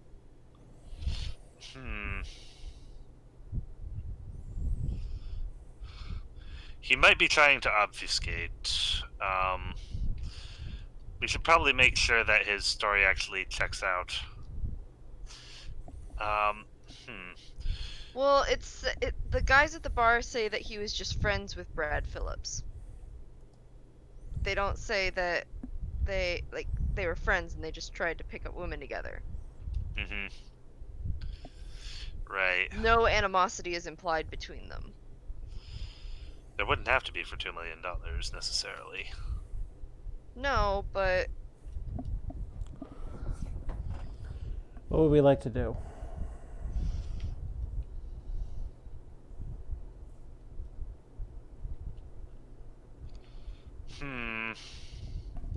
I honestly think it's Lewis. Okay, let's go after him. To Sinclair Towers. Yeah, I think so.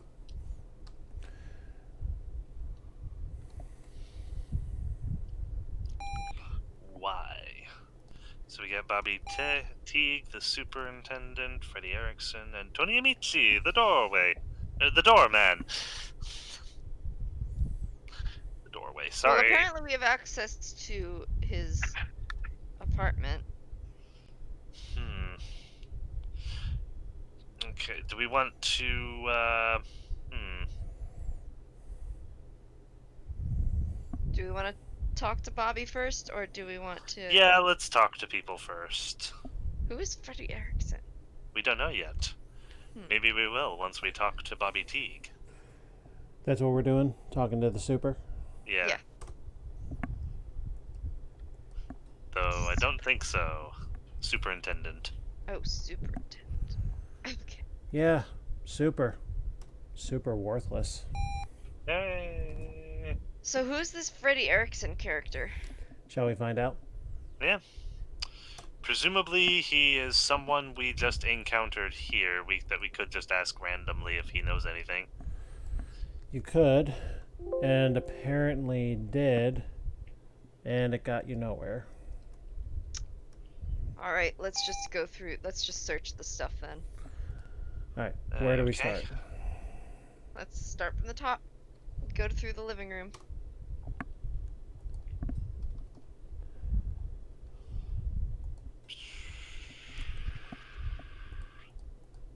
Oh, boy. Analyzing. I have a feeling Nothing we to help might you find- there. I have a feeling we might find something in the linen closet. No, probably not. Okay, next. Master bedroom.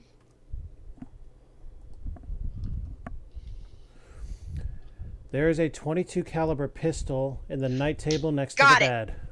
Ooh, okay, we might be able to match that. And that highly insignificant piece of evidence is all. Okay, is there anything in the linen closet? Yeah, is there anything in the linen closet? You find a briefcase packed with negotiable bonds. And 273 worth anything or not is useless anyway. So. Alright. Yeah. Solved Yeah. it. It's done. All right. Name the murderer. Lehman Lewis. Where are the bonds? In the linen closet. At his apartment. Or more accurately, at the apartment of Lewis in the linen closet in the briefcase. That is it. Well done. Oh, shut up. We are slightly befuddled. Well, we may get one more screw you out of this yet. Where's that page?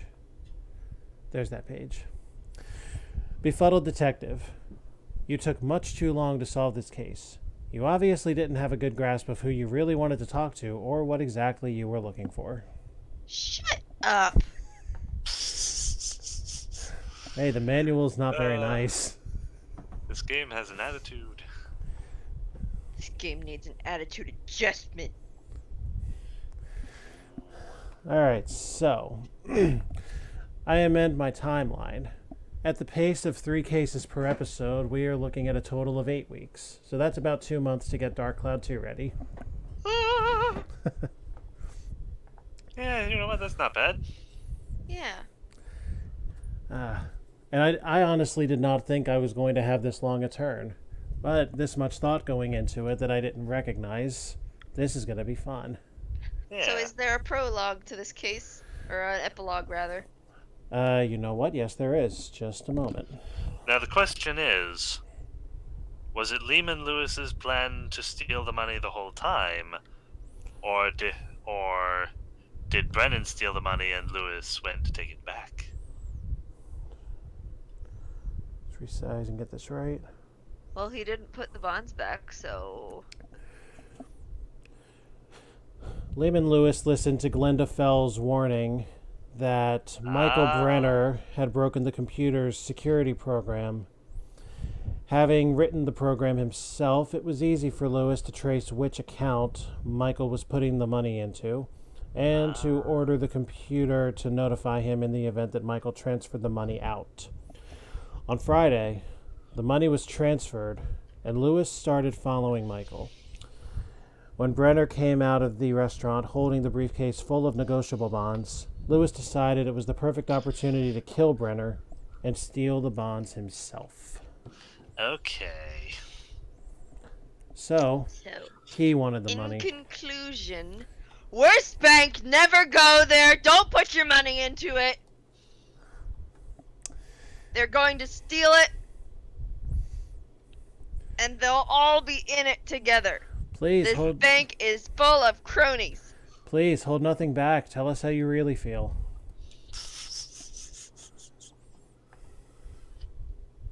It's like they say, oh, big banks are the worst. No, this is the worst. Having individual people being the worst and just stealing money all the time is even worse, I think.